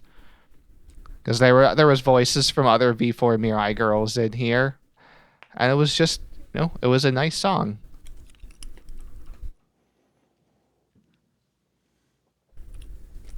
Very nice. Yeah. It's got a lot of that whimsical feeling of like loss from anime. It's like it's very ED themed, it feels like. Yeah. Alright, following that, Serena Maiko, Alias Onono, Yai Yuguri, Ao Woo Woo, and Komo Dekueki have covered Jefu Dodo. Mm-hmm. And this is Serena Maiko's final song. Oh, this is the sexy song. Yes. It's a good song. I really like the song, but you have to get past the moaning that's in it. Right at the start, you mean? Yes. Yeah, it's a bop. I like it. Mm-hmm. Also, Serena added her own closed captions to this, as I very quickly realized. Say so noises. God, I'm gonna miss Serena. Mm-hmm. Her cover of Alicia Keys' Anything, frankly, was fucking awesome. She would karaoke that, and I would just fucking really enjoy them. They were really, really good. Anyways, Flayon covered When They Cry from Higurashi. Yeah. People still remember Higurashi exists in the year of 2026. Good. It's one of my all-time favorite anime songs. I love this song. I've heard it a million times. And you'll hear it a million more if you have your way. Yes. And he recreated the music video too, but with his own flair. So it was really neat to see. His own Machina X Flare. Yes. I can't help myself, I'm sorry. Go check it out. Akatsuki Hotaru has covered Our Light from Persona 5. Mm-hmm. A beautiful song. This is a 7-minute song. It Beautiful is. song that plays during credits that last 7 minutes. She did a great job with this. I love checking out her music. I watched none of her content other than her music. But I love checking you out, Carlos. oh really? Yeah. Hell yeah. Keep going. Look at that beard. Look at that mustache. He's mine! Keep going. Can you imagine what that mustache tickles? All the time. Echo Mori covered Num Num.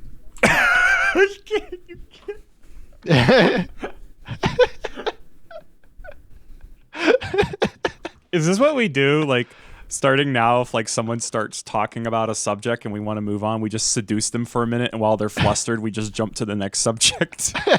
It's worked for me every time I've tried it, so yes.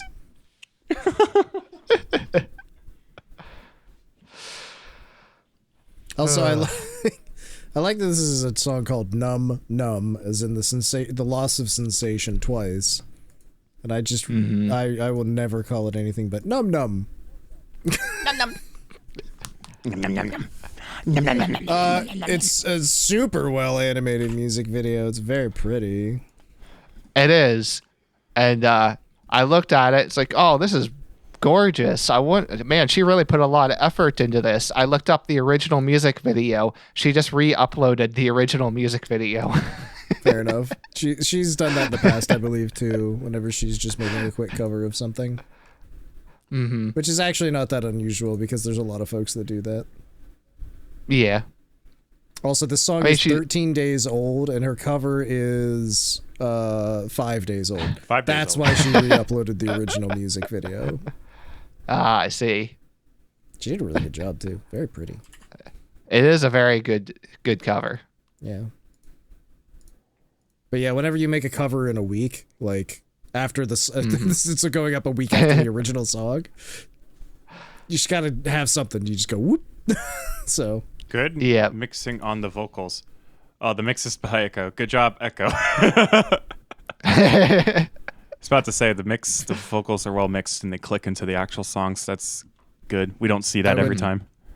if you'd ever like to learn any of how she does that, by the way, like if you're working on your mastering knowledge, you can literally check out any of her I'm making a song because it's Sunday streams. Because every Sunday, for at least for the last little while, she's literally just making songs on Sundays. That's a good habit They're to really get into. interesting. Yeah, they're really interesting streams too, because like I don't even know what the fuck is going on. They're just Sunday songwriting. You could just literally tune in. How do we feel, Echo? Are we still EQing with stock? Did you swap over to Fab Filter? What's our feelings? What's our thoughts? Yeah. Mixer to mixer communication. Okay. There you go. Banana covered Duvet from Serial Experiments Lane. Is that the song that goes like, and you don't seem to understand? Yes. That's Yeah, that's the only one. I should watch that at some point. It's on the wheel. I know it is. She did a really good job It's on on this. my wheel. It sounds really, really good. Go check it out. Banana's cool. Mm-hmm. Banana. Yeah. And this was actually cut from a mental health charity that she participated in a while back. Oh. So I just wanted to bring that back up again, and it's a good awesome. cover anyway. Oh yeah. Go check it out if you haven't already. Also, Bun's cool. So there. Favorite stream moments of the week. Densetsu EXE 6-month anniversary. Mm-hmm. Oh my God. You're welcome.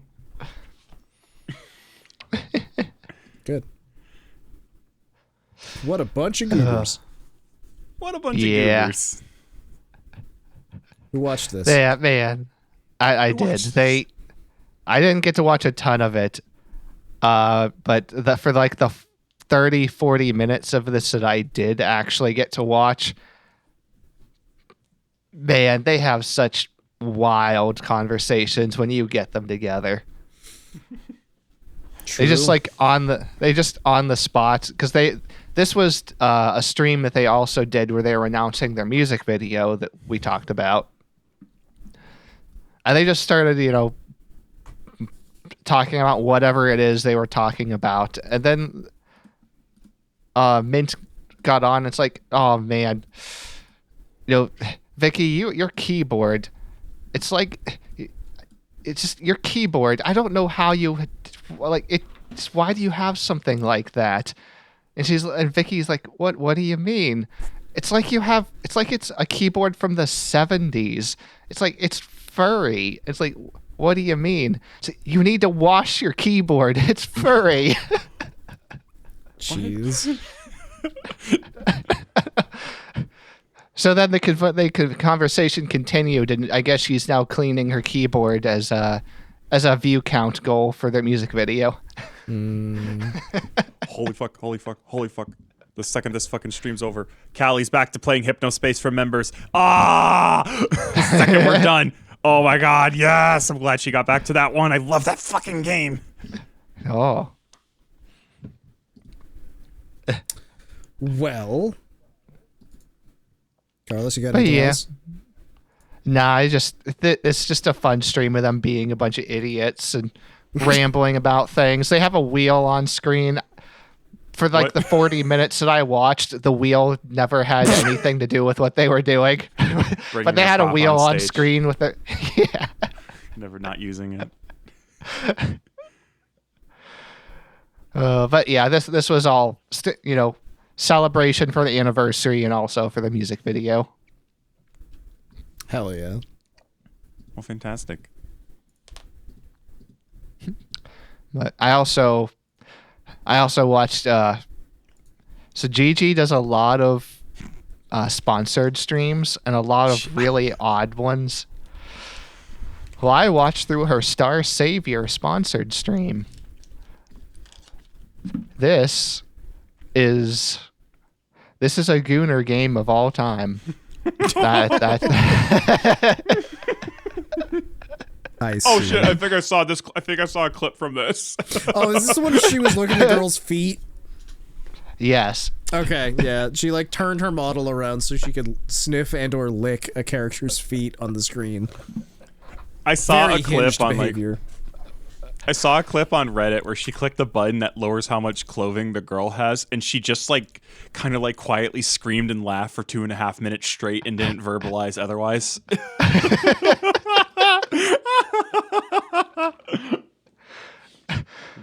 So, like, they gave her a test account to use for the sponsored stream. It really didn't matter because from the way she was, like, navigating menus and everything in this game, it was very obvious that she has spent a lot of time playing this game on her own. No. What is wrong with her? This is not something that she was just paid to do. She very obviously actually plays this game.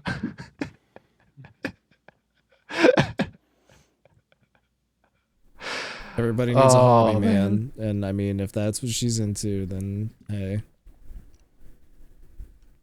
I've also never seen a game quite like that before, where the more money you spend, the more lewd things you can do with the characters. Dude, you have yet... So right below your fucking beautiful gilded castle of Genshin Impact, where the story is good, there lives a realm for lonely people. And it's only a little bit below Azure Lane, my friend. It's Azure Lane for the truly lonely. I can't throw rocks in my glass house. Azure Lane's above it. Azure Lane's above it. But it's the last stop before Sad Town. Hey, I saw a trailer for Brown Dust 2 yesterday, so yeah. Okay, Brown Dust 2 is... I don't know how much girlfriend experience stuff it has, but Brown Dust 2 is like a Fire Emblem, but it's made by Gooner scientists who are discovering new deplorable lows. Because like otherwise, Brown Dust 2 has like a deadly serious story that's supposedly pretty well made, but like the trailers is like, we found a new way to draw this shit. Nikkei has some of the best story writing I've ever had in any video game of any type at all. And that game is designed to make you nut in your pants when you're driving or when you're sitting on a bus. Like, that is the purpose of that game, but also it's going to make you really sad about the dog girl because she has a traumatic backstory. And also that one girl. Like, they all have terrible backstories, and you learn about all of them, and you develop these relationships, and then the game's like, yeah, now you're sad. Better go into a fight and watch their ass jiggle. Let's go! The Japanese artistic population played Metal Gear Solid 4, got to the Beauty and the Beast core, and decided this is about as good as storytelling gets. It has to be sad and sexual. For the record, no fucking notes at all. Like, it's perfect. Print it. So There's Carlos, a reason those people made that game so successful that they then got to make Stellar Blade. Like, it sounds like you had a good time, Carlos, and Gigi had a better time. She was not looking respectfully at all. I know a bunch of them got like sponsored by Girl Frontline 2 or whatever. Especially Crony's stream highlighted it. If I ever play a game and an option I pick makes the first person camera view show the girl cling closer to me and go, this movie's so scary, I don't know. I think I'm just going to turn off my computer and like walk outside in no specific direction for approximately 14 minutes. Like, no, that's, you look like a good Joe. Well, I guess swinging back around, the stream that Gigi did is also the same one where she had a viral tweet go out, a while ago where she took a picture of one of the characters and posted it and said, "She's so flat, I love it." She said, I think that tweet had like 900,000 impressions or something. I'm impressed.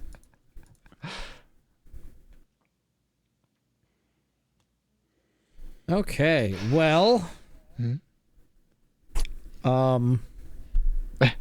Carlos, we're gonna put a pause on that. Cameron, you got anything you want to talk about? Yeah, let me just blow through cams real quick. I got a list. It's It's not a short list, but my conversations about all of them is short. From leftmost tab to rightmost tab, it's a shame Serena Maiko graduated, but thankfully she hasn't graduated, so Poma Pon can still collaborate with her. Because Poma Pon had a It Takes Two collaboration with Serena Maiko well after her graduation. The stream is titled Denial. And at first you think this is a bad gimmick, but it's actually genius because at the first layer of the comedy is, haha, I'm collabing with a graduated talent. The second layer, and the reason you stay on after you click, is, can you beat It Takes Two when you're one fucking person? I click in and she's screaming because It Takes Two if one person is a rage game. She's infuriated. She's trying to get this stupid fucking puzzle to work. And you can see how it works. You just a little bit quicker. It is brilliant. It is so fucking funny. It's a great premise for a stream. Again, I'm keeping my eyes on Poma Pon a little bit tighter lately. I think she's really smart and funny, and I like her. Next up, we're akimbo with 2 Mint Phantom streams. I caught the end of her Idols of Ash stream. Idols of Ash is the climbing game where you have to get down with your grappling hook before the centipede gets you. It's a very anxiety-inducing game, and I can't watch it because it makes me really anxious because I don't want the centipede to get me. I clicked in right as Mint Phantom was beginning the run where she wins. So she got to the end during that, and I didn't get to see the centipede, which, phew. She was pretty clutch at the end. Mint got good at that game. Always a fun. I also saw Mint watch the entire State of Play. It's worth watching it just for her reaction to Wolverine, that one really well-made dinosaur that made her scream for 3 minutes straight with no end.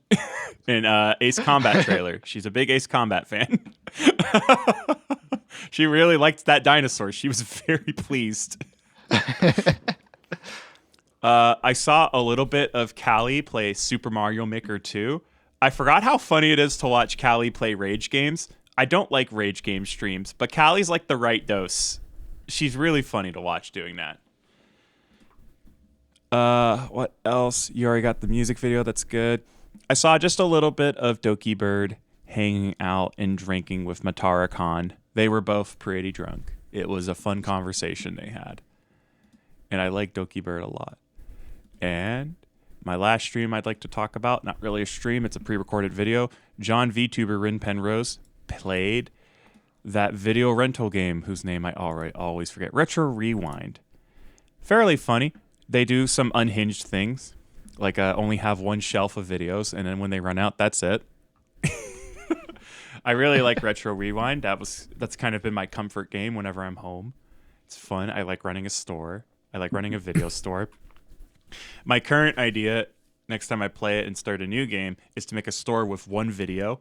And I want to see how the game reacts to like 50 days straight of store with one video. And if there's like a fail state or whatever, gets really mad at me. But fuck you, store with one video. Because imagine how easy it is to put it away. That's really time consuming when like 40 videos get returned. One video up on the shelf. Come back in. I'm not here for the money. I'm here to spread my artistry. Oh, the one video should be one of the porn. I should get one porn. That's all I have. There you go. And slushies. I would like 2 slushies in the porn. I'm sorry, the porn's out. God damn it. I'll just have one slushie. The porn's never here. I'll just have a slushie.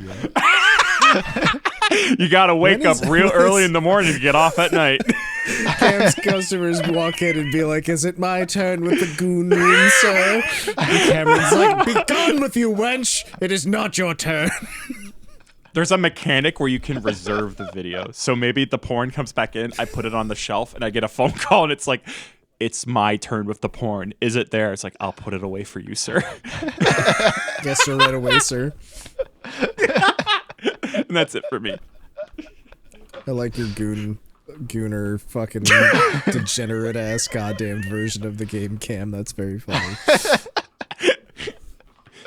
Oh my god. I watched Paige Turner because she was looking at me. Oh. Yeah, I tuned into Directly her at you. stream, which was called "I'm Looking at You." It was good. It was fun. I had a good time watching. Artist Page Turner. interpretation. Yes. Chatted a little bit. Just kind of watched.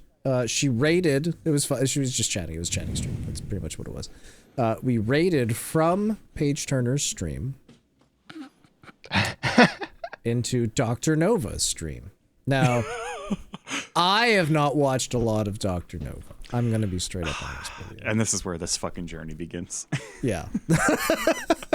I had a lot of fun watching Paige. I enjoy watching Paige. She's very entertaining. I like her a lot. Got rated into Dr. Nova's stream.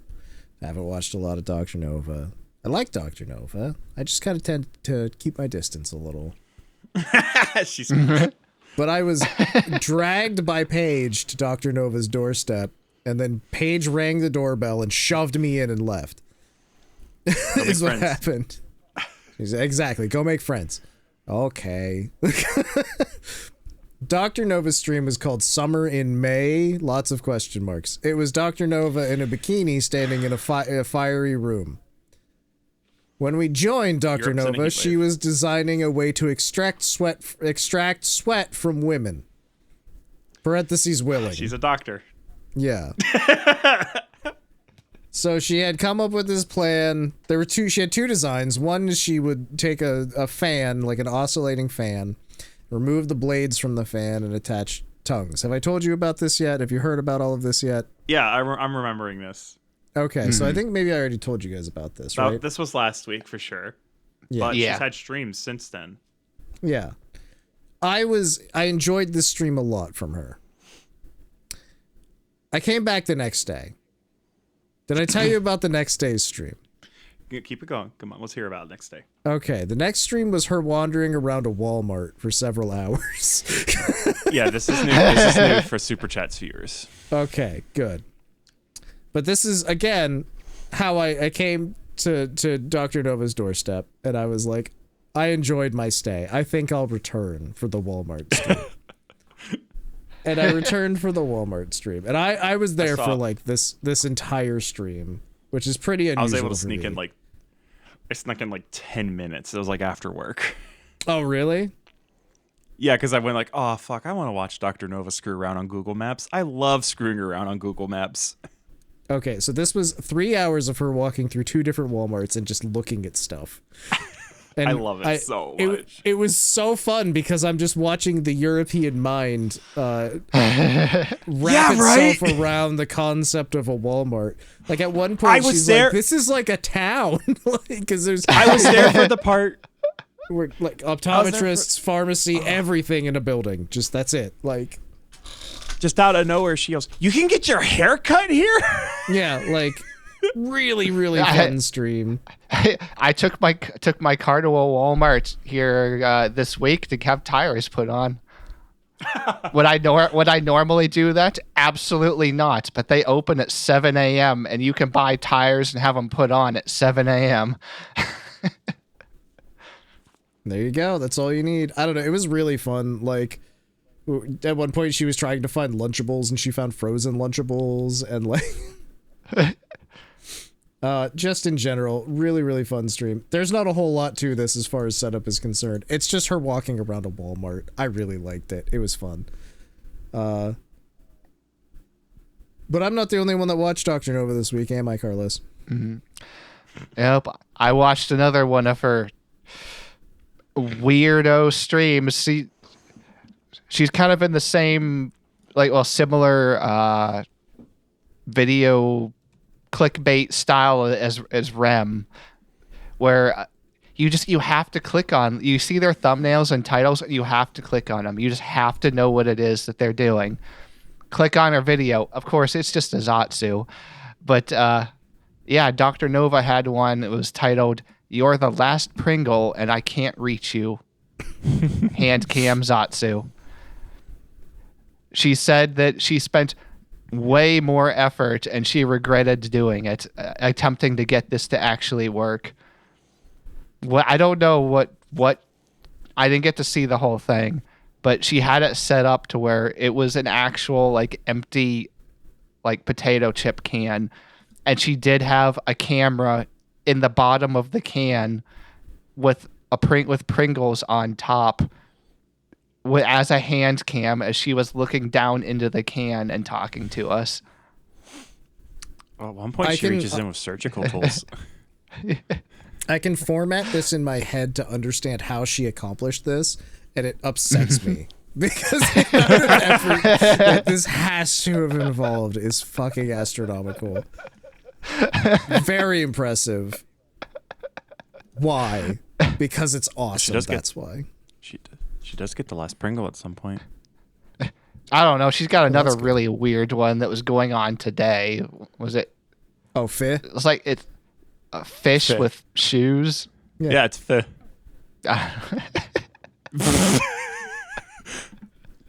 I wouldn't bother trying to figure it out, buddy. It's probably not worth it.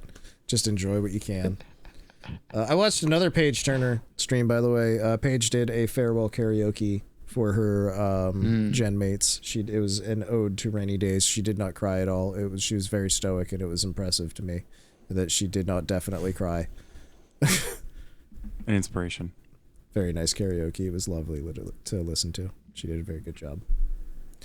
I heard a bass cover this week that could have been in music. This one came out of nowhere. This was a bass cover of "Are We Still Friends" by Tyler the Creator. This was by Maruru Channel. Yeah, I watched this too, actually. Very impressive. She obviously plays the bass, and she has a really cute heart-shaped bass. Yeah. So, it was neat. She did a good job, and I really enjoyed that. I watched about 1,000 people play more Forza Horizon 6. I'm eating so good. Oh my god, I can't have another bite. This is so delicious. Thank you.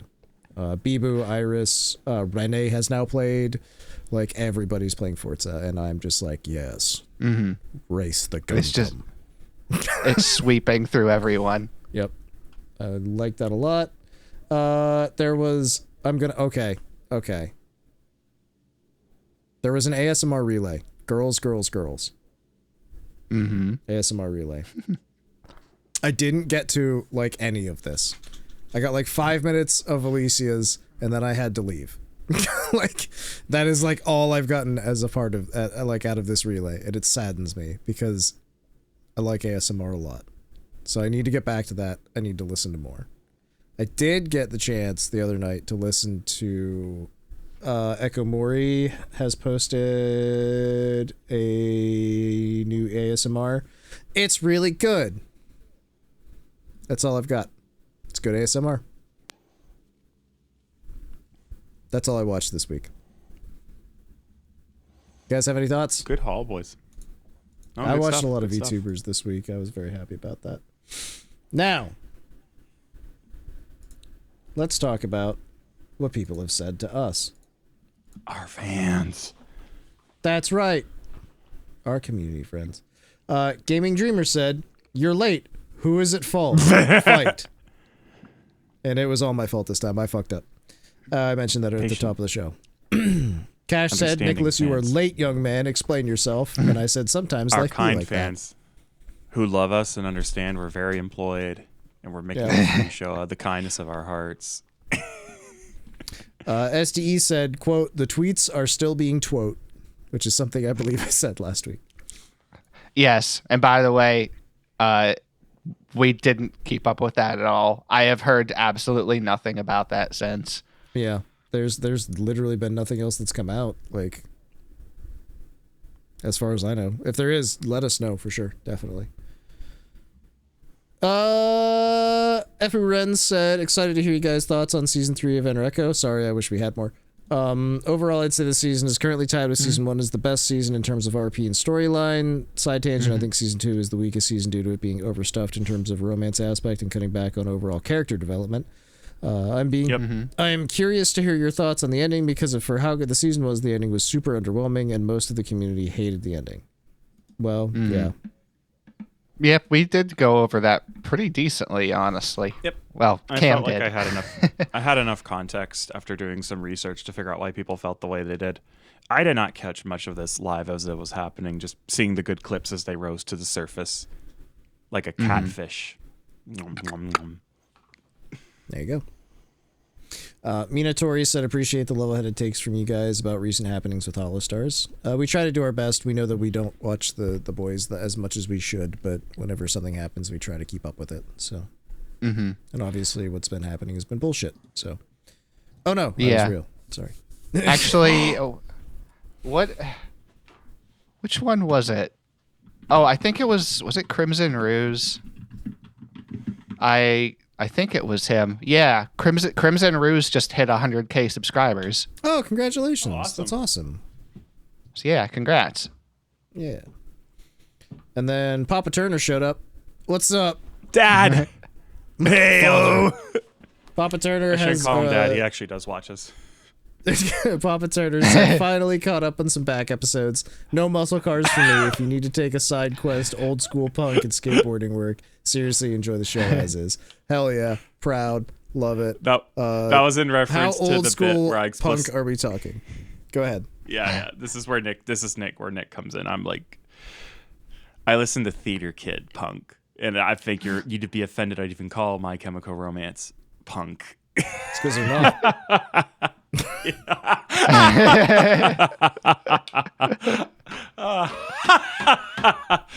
This is in reference to the bit where I went, man, we have a dad who watches us fairly frequently. And I went, Dad, what can we do to make this more interesting for you? What do you need? And he has answered. So I guess I got to brush up on skateboards and classic punk. We'll keep it good for you. I'll start You're doing off. good work. Clash, Pistols, or Ramones. Fuck, All Mary, right, that's kill. a good start. There we go.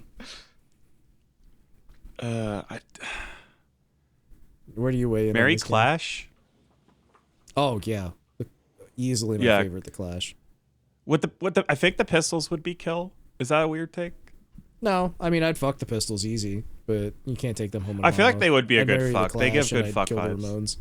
But I'm as fucking weird like as I am as a person. For some reason, I focus more on British things than American things half the time, anyways. And the Ramones are great. Don't get me wrong, but they never. I don't know. Just like British punk was always more meaningful to me personally for some reason, especially the old school stuff that I wasn't really around for at all. So. Yeah, fair.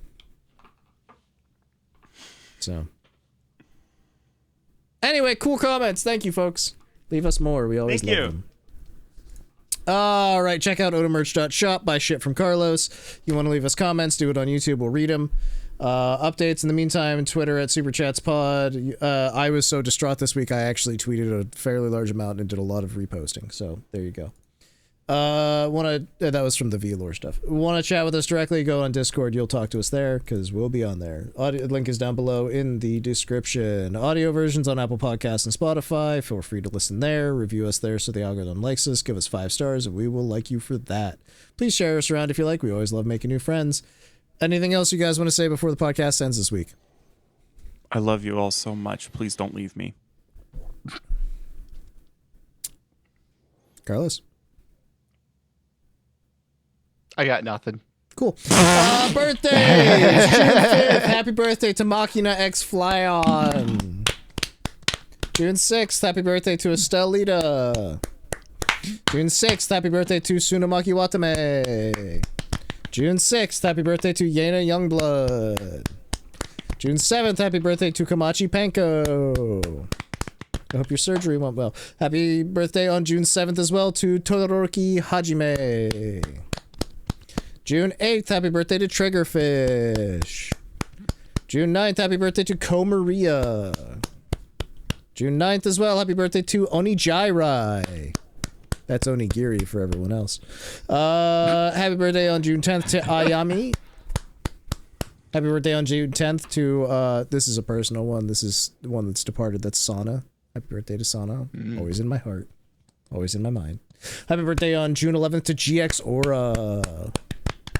And happy birthday again on June 11th to Takane Louie. Lots of June babies. That's the June babies. That's the podcast. See you next time.